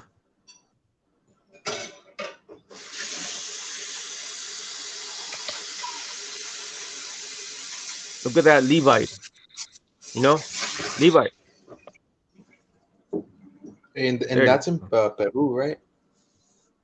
Yeah, well, I just show you, like, not only in Peru, they're in Panama, they're in Chile, they're in China, they're in the Hey, USA. share Yeah, share my screen. I'm I gonna was just show asking you. I'm gonna show you, brother, something else too. Watch this. yeah. I was just Hold asking on. because of the that book Peruvian Antiquity. Mm. Uh, I'm ready when you're ready, Jose Vega. Yeah, I'm sharing it now. All right. You see it? Yep. Okay. Can you zoom on it, or do I have to do it? You have to do it, bro. Let me see. Uh, Hold on. Let me see if I can zoom on There it. it is. There it Huh? is. I Okay, see it there now. you go. It says, you see that? Jewish schools and educational organizations, right? Look where the locations are at. You have one in Chile, Panama,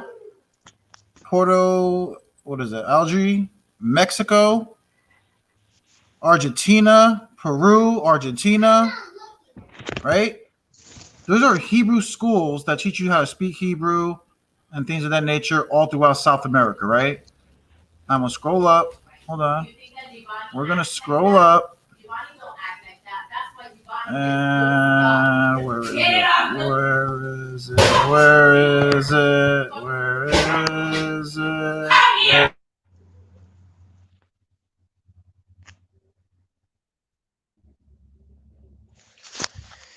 333. Watch.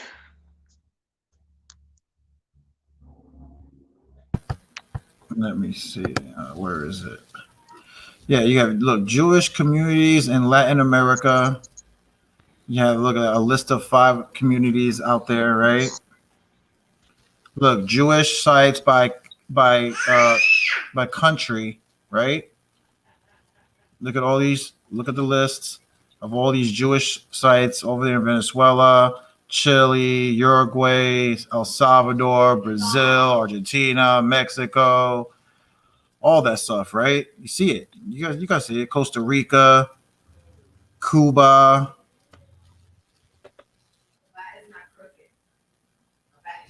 Okay.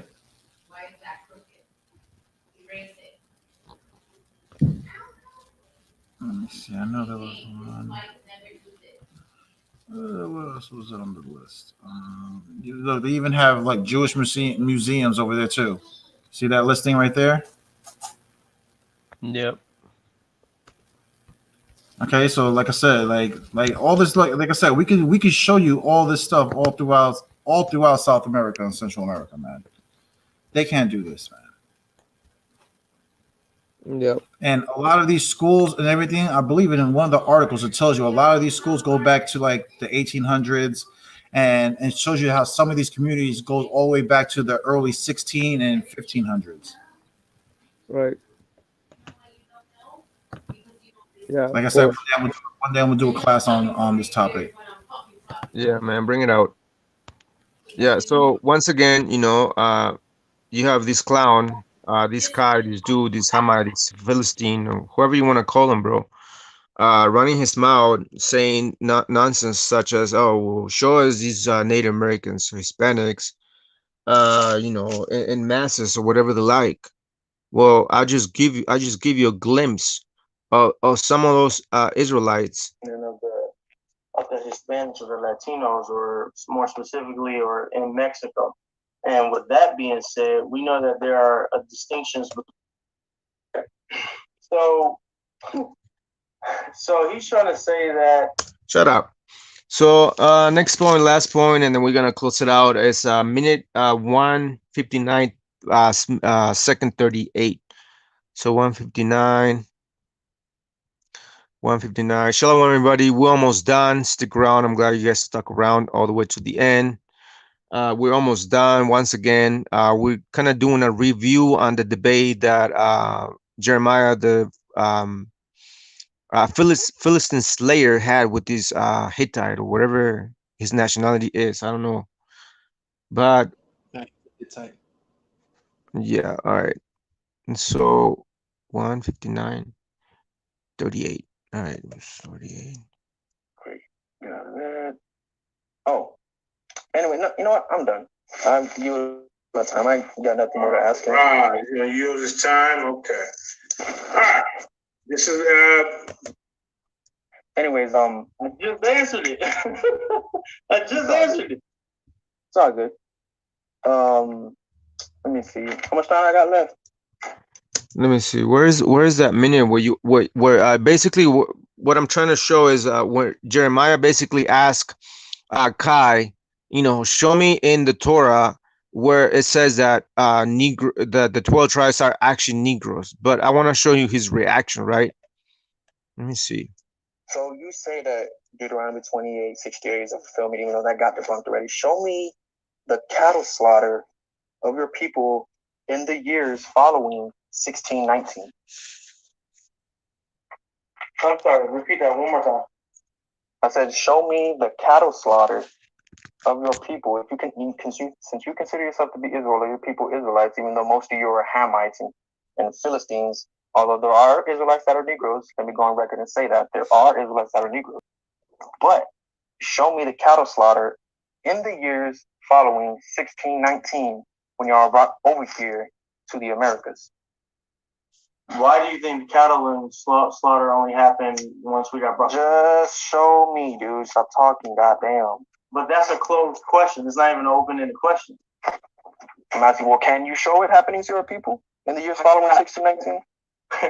But the question doesn't even make sense. You're trying to pinpoint a certain time that it only happened in this time. I'm asking you, can you show this happening to your people in the years following 1619? Oh my God. Do it. I'm just saying, if you can do it, do it. If you can't, just say it. Can you? Bro, seriously. Look at his face, bro. He was so sad, bro. He was so sad. He's like, man, no, I can't, man. I can't show you how our cattle was slaughtered in West Africa. I don't have any of that knowledge, man. Stop daggering me right now, Jeremiah. Right? Now let's read Antiquities of Man. Hold on, bro. Bro, that was beast right there. And I can go into the Hebrew. I can go into the Hebrew and show that the word cattle, it doesn't necessarily mean like cow or anything. It means any livestock that you're in possession of. Time over with various sources. Thank you. What's up? Finish a little bit to the reading. All right, hold on. Let me get real quick. And this it's called the Para Ibn. I didn't even mention a verse yet. Just prove it, dude. Show me a verse that proves Israelites are Negro. Stop the talk. You see? It doesn't mention it. It's not gonna mention it. It doesn't mention it. You see what Jeremiah asked him? Show me a verse in the Torah where it says that the 12 tribes are Negroes, right? And he said, well, it doesn't say. It doesn't show. We voyage with 10 ships. Who want to get on the hot seat first? That means, look, you got to answer questions. Take about 30 seconds to answer each question. Don't drag out the answer 2-3 minutes. That take up the whole time. So we're gonna go ahead and let Jeremiah ask question first, and Kyrie can be on the hot seat. Go ahead, family. All right, so check this out. I'm sorry, Kareem. Bro, look at his face, bro. He's like, God damn. I'm gonna be put on the hot seat right now. Like, dang. Oh yeah. No problem. Yes, the time starts now. Yeah, I'm sure. All right, go ahead. All right, stop. So, pursuing through the idea that Israelites can only be Negro, dark skin, right? What verse in Torah or verses substantiate the idea that Israelites were, in the first instance, Negroes and not of any light complected skin color?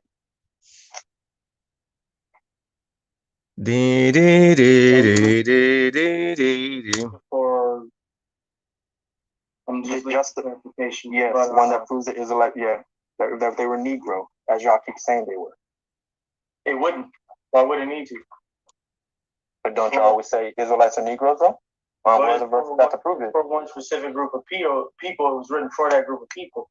So if that group of people were originally... Show me the verse, stop talking. Show me the verse that proves Israelites are Negroes. Your verse is I didn't even mention a verse yet. Just prove it, dude. Show me a verse that proves Israelites are Negroes. Stop the talk. It doesn't mention it. It's not gonna mention it. It doesn't. Jesus Christ, bro. I'm asking you something simple. Bro, that was epic. They're like, shut the fuck up. Just show me the thing, bro. Oh man, Jeremiah, man, you did great, bro. That was epic. But I mean, if you're looking for the word Negro, it's not in there. Everybody knows that. No. You're looking for the word Negro, it's not in the scriptures. Then why do we hear all the time that, oh, well, you see the word black there? That means Negro. That means talking about us. Of course not. I'm not saying that exactly. I'm saying that they're dark skinned. Yeah, so that'll be Revelation verse, I think it's 1:14, where it speaks about the Messiah as his skin burned in the furnace. Which, once again, we already debunked that nonsense about Revelations 1:14 and 15. When brothers go into the Greek, it's not actually referring to a so-called Negro or African American, much less with phenotypes of those of the, that's not what it's talking about. So that's another cut. Yep. But anyway, man, that's all I wanted to bring out. I don't know. It wasn't that big of a deal, but Jeremiah, the Philistine Slayer, did a great job on addressing all the points, debunking all his nonsense, bro, addressing all his arguments and points, bro. I watched the whole thing, bro. That was beautiful, bro. It was satisfying.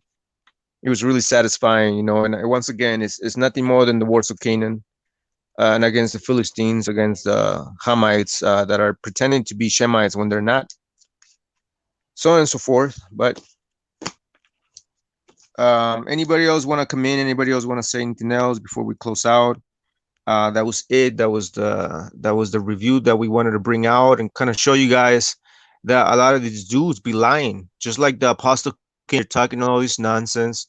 saying that they fit the curses, but you know, he was trying to give us a sermon, bro. I thought it was I was in church for a minute.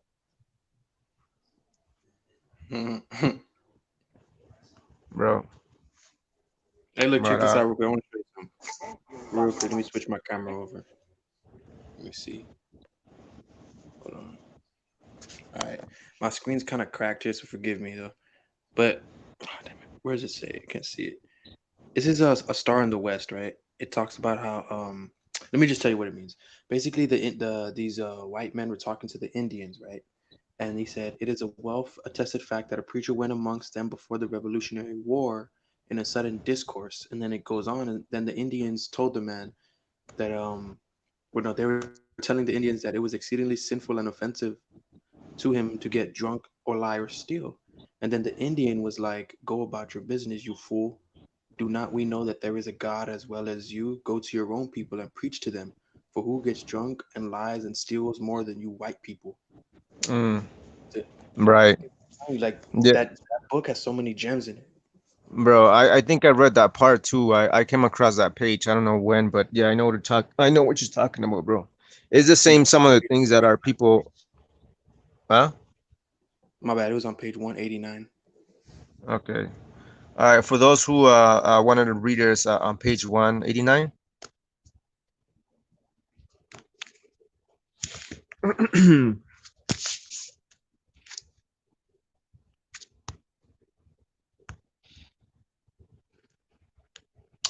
But anyway, man. Anyway, I'm glad you guys stuck around, bro. Thanks for being here once again. Don't forget to share and like and subscribe, bro. We do this for our people. We do this for the nation, bro. We don't do this for ourselves. Um, we come here every Monday and Friday, 8 p.m. Eastern Standard Time. You brothers can check us out, bro. Once again, I'm surprised. I'm surprised a lot of these, some of these Negro lights showed up today, and obviously Kai was here, and then he didn't have any questions for us. He didn't have any questions for us. He has to prepare a whole 4 days for him to actually come and have an actual discussion with us, right?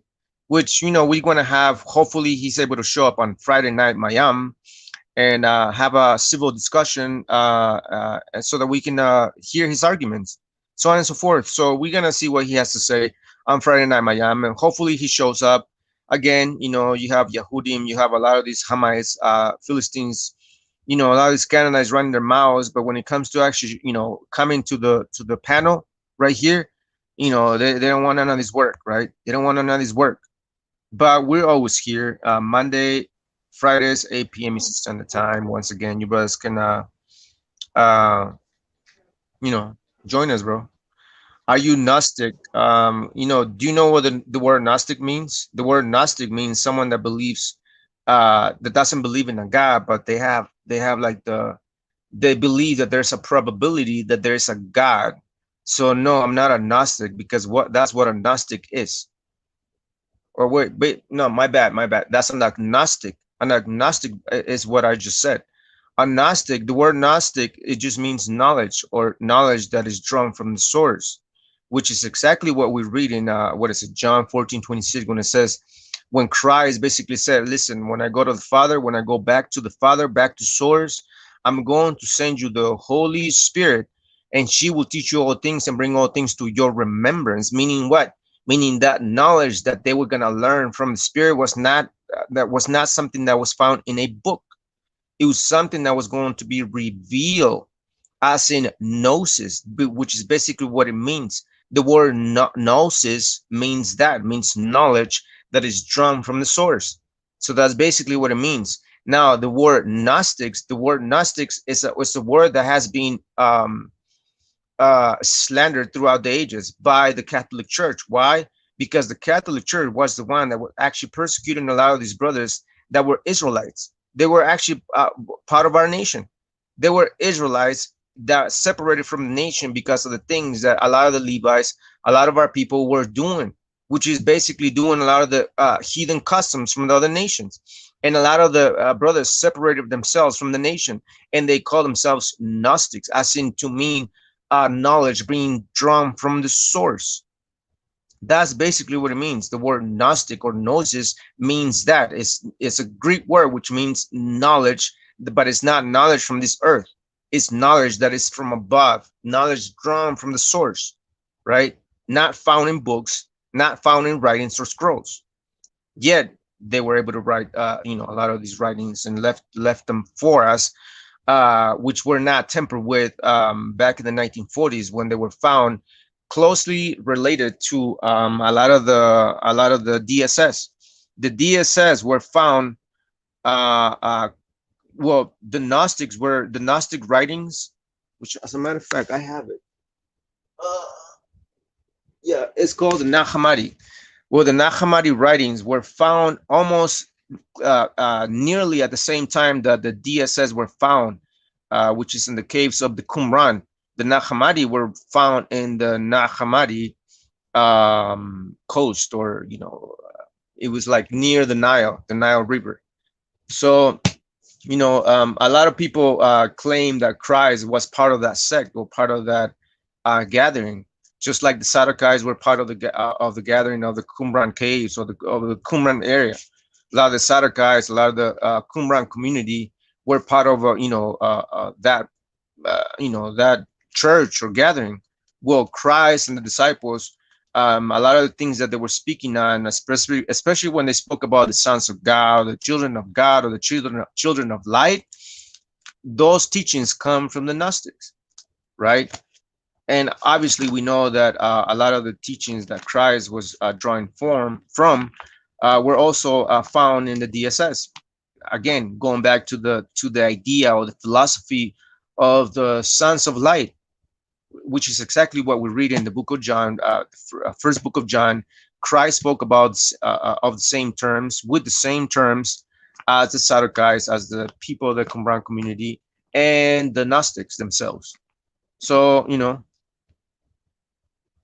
right, John 14:26, but the Comforter, which is the Holy Spirit, whom the Father will send in my name, he or she, because the Holy Ghost is a feminine spirit. We read that in the book of what is it? The book of what is it? Wisdom of Solomon, chapter 7. Yeah, that's basically what it is. Yeah, Wisdom of Solomon, chapter 7, verse 22. It says, for wisdom, which is the worker of all things, taught me, for in her, you see, for in her is the understanding spirit, you see, holy, one only, manifold, subtle, lively, clear, undefiled, plain, not subject to hurt, loving the things that is good, a quick, which cannot be letted, ready to do good. Verse 23, kind to men, steadfast, sure, free from care, having all power, overseeing all things, and going through all understanding, pure and most subtle spirits. You see, 24. For wisdom is more moving than any emotions. She passeth and goeth through all things by reason of her pureness. You see, she is a pure spirit. Verse 25. For she is the breath of the power of God. You see, so she is the breath of the power of God, and a pure influence flowing from the glory of the Almighty. You see, so she flows, meaning she draws all her knowledge, all her authority comes from the Father. You see, therefore can no defiled thing fall into her. Verse 26, for she is the brightness of the everlasting light. You see, so she is the brightness of the everlasting light, meaning the source of all things, the unspotted mirror of the power of God. You see, so she is the reflection of the Father, just like a wife is supposed to be the reflection of who? Her husband. Why? Because her husband is the head of the woman.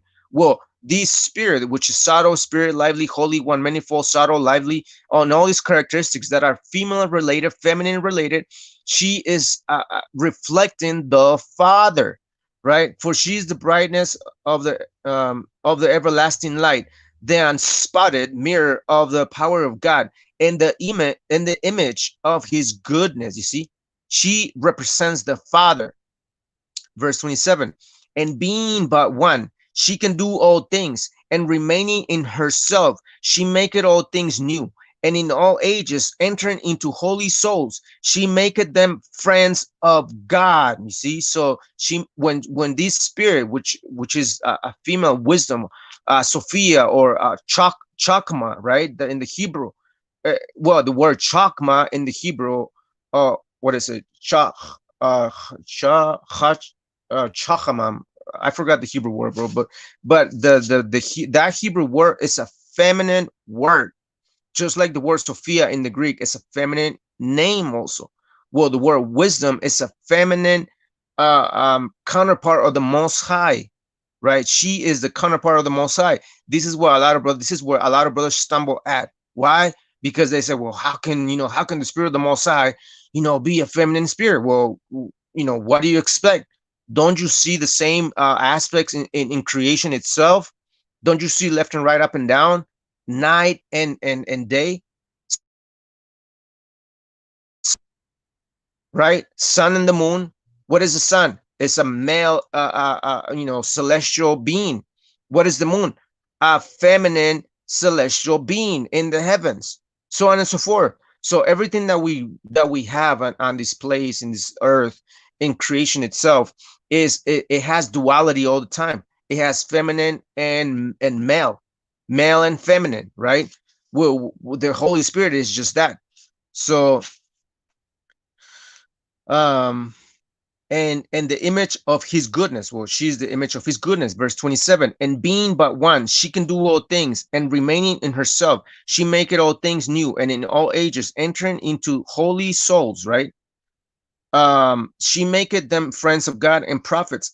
Verse 28, for God loveth none but him that dwelleth with wisdom. Chakma, Sophia, right? So verse 29, for she is more beautiful than the sun, and above all the order of the stars, being compared with the light, she is found before it. You see, I'm gonna read verse 14. It says, for she is a treasure unto man that never faileth, which they that use become the friends of God, being commended for the gifts that come from learning. You see, gifts from learning. So, which is basically one of the things that humans are to do.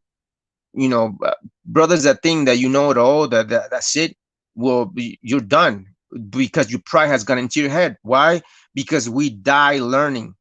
Everybody, every human being on this planet, you never stop learning. You should never stop learning. You always die learning, bro. This place, this experience called life, is about you learning many ways, many aspects of this life, which translates into what? Into wisdom. So going back to the brother's question, whether or not I'm a Gnostic, I do draw knowledge from source. It's not just about these books. It's not just about the Bible. Why? Because we read in Hebrews, right? I'm gonna read Hebrews, right? Brothers are freaking out right now. It's like, what do you mean you don't draw knowledge from the Bible? Well, you're not supposed to draw knowledge straight from the Bible all the time. Now, brothers that are drinking milk, fine, you can actually draw knowledge from the book, right? From this book. But there's going to come a time where you are not going to have the need to draw knowledge from the book, from these scrolls and all these other things, right? What is it? Hebrews 8 verse 8. We always bring this out. It says, for finding fault with them, he said, behold, the days come, said the Lord, when I will make a new covenant with the house of Israel and with the house of Judah, right? There's going to be a time where there's going to be a new written covenant. Now, how was the first covenant made? By blood, right? You guys remember that when Moses went ahead and sprinkled the blood, on the heads of the people. And that was how the covenant was created. Any covenant, any thaw, just like we read it in the Bara Ashayath, right? Bereshit or Bara Ashayath in Genesis 1:1, where it says Bara Ashayath. Well, the word thaw means covenant, an agreement, or a contract. Well, how is a contract made? Ding, ding, ding, right? We read in the Torah that Moses sprinkled blood. Well, the scripture says that I will make a new covenant with the house of Israel and with the house of Judah. How? 9, not according to the covenant that I made with their fathers in the day when I took them out of the hand to lead them out of the land of Egypt, because they continue not in my covenant, and I regarded them not, said the Lord. Verse 10, for this is the new covenant that I will make with the house of Israel after those days, said the Lord. I will put my laws into their minds. You see that? And write them in their hearts, and I will be to them a God, and they shall be to me a people. Verse 11, this is the key. And they shall not teach every man his neighbor and every man his brother, saying, know the Lord, for all shall know me. Gnosis, that's where the word gnosis is. For all shall gnosis me, from the least to the greatest. You see? So there's gonna come a time where knowledge is not going to be drawn out of this book. Why? Because I always say this, that this book is basically the training wheels of our people, right? This is the milk. This is the basic understanding for us to elevate ourselves in our minds, in our spirit, in our souls to the next level, which is what? The second covenant that is coming up nearly close by soon. I don't know when, but there's groups of people all throughout the world that are drawing knowledge from source herself, from wisdom, which is what Christ said. Hey, when I ascend to the Father, I'm going to send the Holy Spirit, right? And you will be shown all these things and be remembered of all these things and be shown all these things. How? Through this book? No, it's knowledge that's going to be gnosis. It's going to be downloads within yourself. And that's what people freak out, and that's what people don't understand. Why? Because a lot of people are used to these. They're used to ink and pages, right? So, yeah, so a lot of our people are used to ink and pages, right? We want to read stuff. We want to see it physically, we want to see it right there with our own physical eyes. Well, what about your spiritual eyes? What about you training your spiritual eyes to see things that are unseen? Just like Elisha and was hiding behind the mountain, and the Most High said, well, what do you hear? Well, I hear a tornado. Where is the tornado? Well, I see fire. Where is the fire? The Most High took away all those imagery, all that visuals. He took them away, and then the Most High opened up the eyes, the spiritual eyes of Elisha, and he was able to see the host of heavens, bro. He saw the host of heavens. I don't know if you guys remember that story, right? You guys remember that story? So that's basically what's waiting to happen. A lot of our people's eyes are gonna be open to the point that their spiritual eyes are gonna be opened up to actually be able to see the spiritual realms, right? So that's basically what's getting ready to happen. But I won't speak anymore. Why? Because there's a lot of people don't understand. A lot of people are gonna freak out, and a lot of people are not ready to understand those levels, and so on and so forth. This is why we're stuck on milk. But the question was, am I agnostic? Well, not technically, but I do understand the Gnostics teachings and a lot of what the Gnostics were bringing out, especially with a lot of things that Christ was bringing out. But again, I'm not gonna speak on those things because a lot of people don't understand. But other than that, I'm glad you guys were here and stuck around all the way to the end. Don't forget to share, like, and subscribe. We're always live Monday and Friday night at 8 p.m. Eastern Standard Time. Once again, a lot of these brothers from One West camps are invited to come here and talk about stuff, So, right. Yeah, exactly. Yep. So, other than that, man, we're gonna close out. Let's see. Anybody else wanna say anything else, bro, before I close out?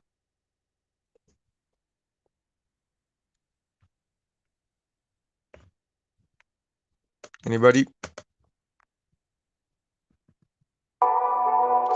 Shalom, everybody, man. I'm glad you guys stuck around. Thank you for being here. Once again, don't forget to like, share, and subscribe. We have a a group, a Facebook group that you guys can join us there. It's called Guardians of Truth. Other than that, man, I'm glad you guys were here. Thanks for sticking around. We'll see you on Friday night, Miami. Shalom, everybody. Have a great night.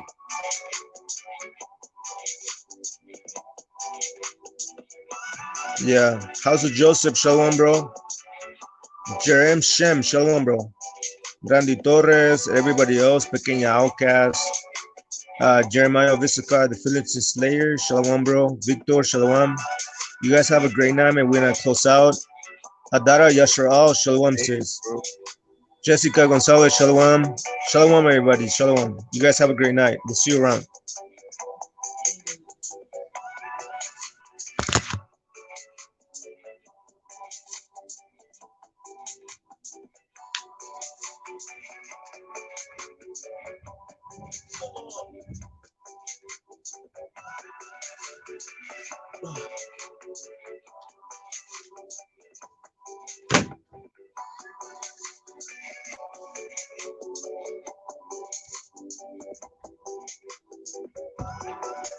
Yeah, have a great night, everybody. Shalom, shalom.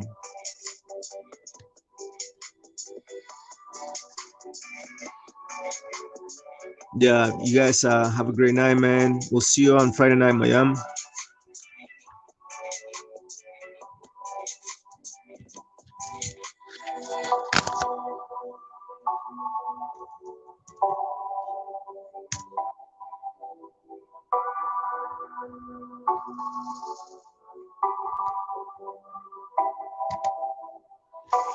Yeah, man. The Lord bless you and keep you. The Lord make his face to shine upon you, and be gracious to you, bro.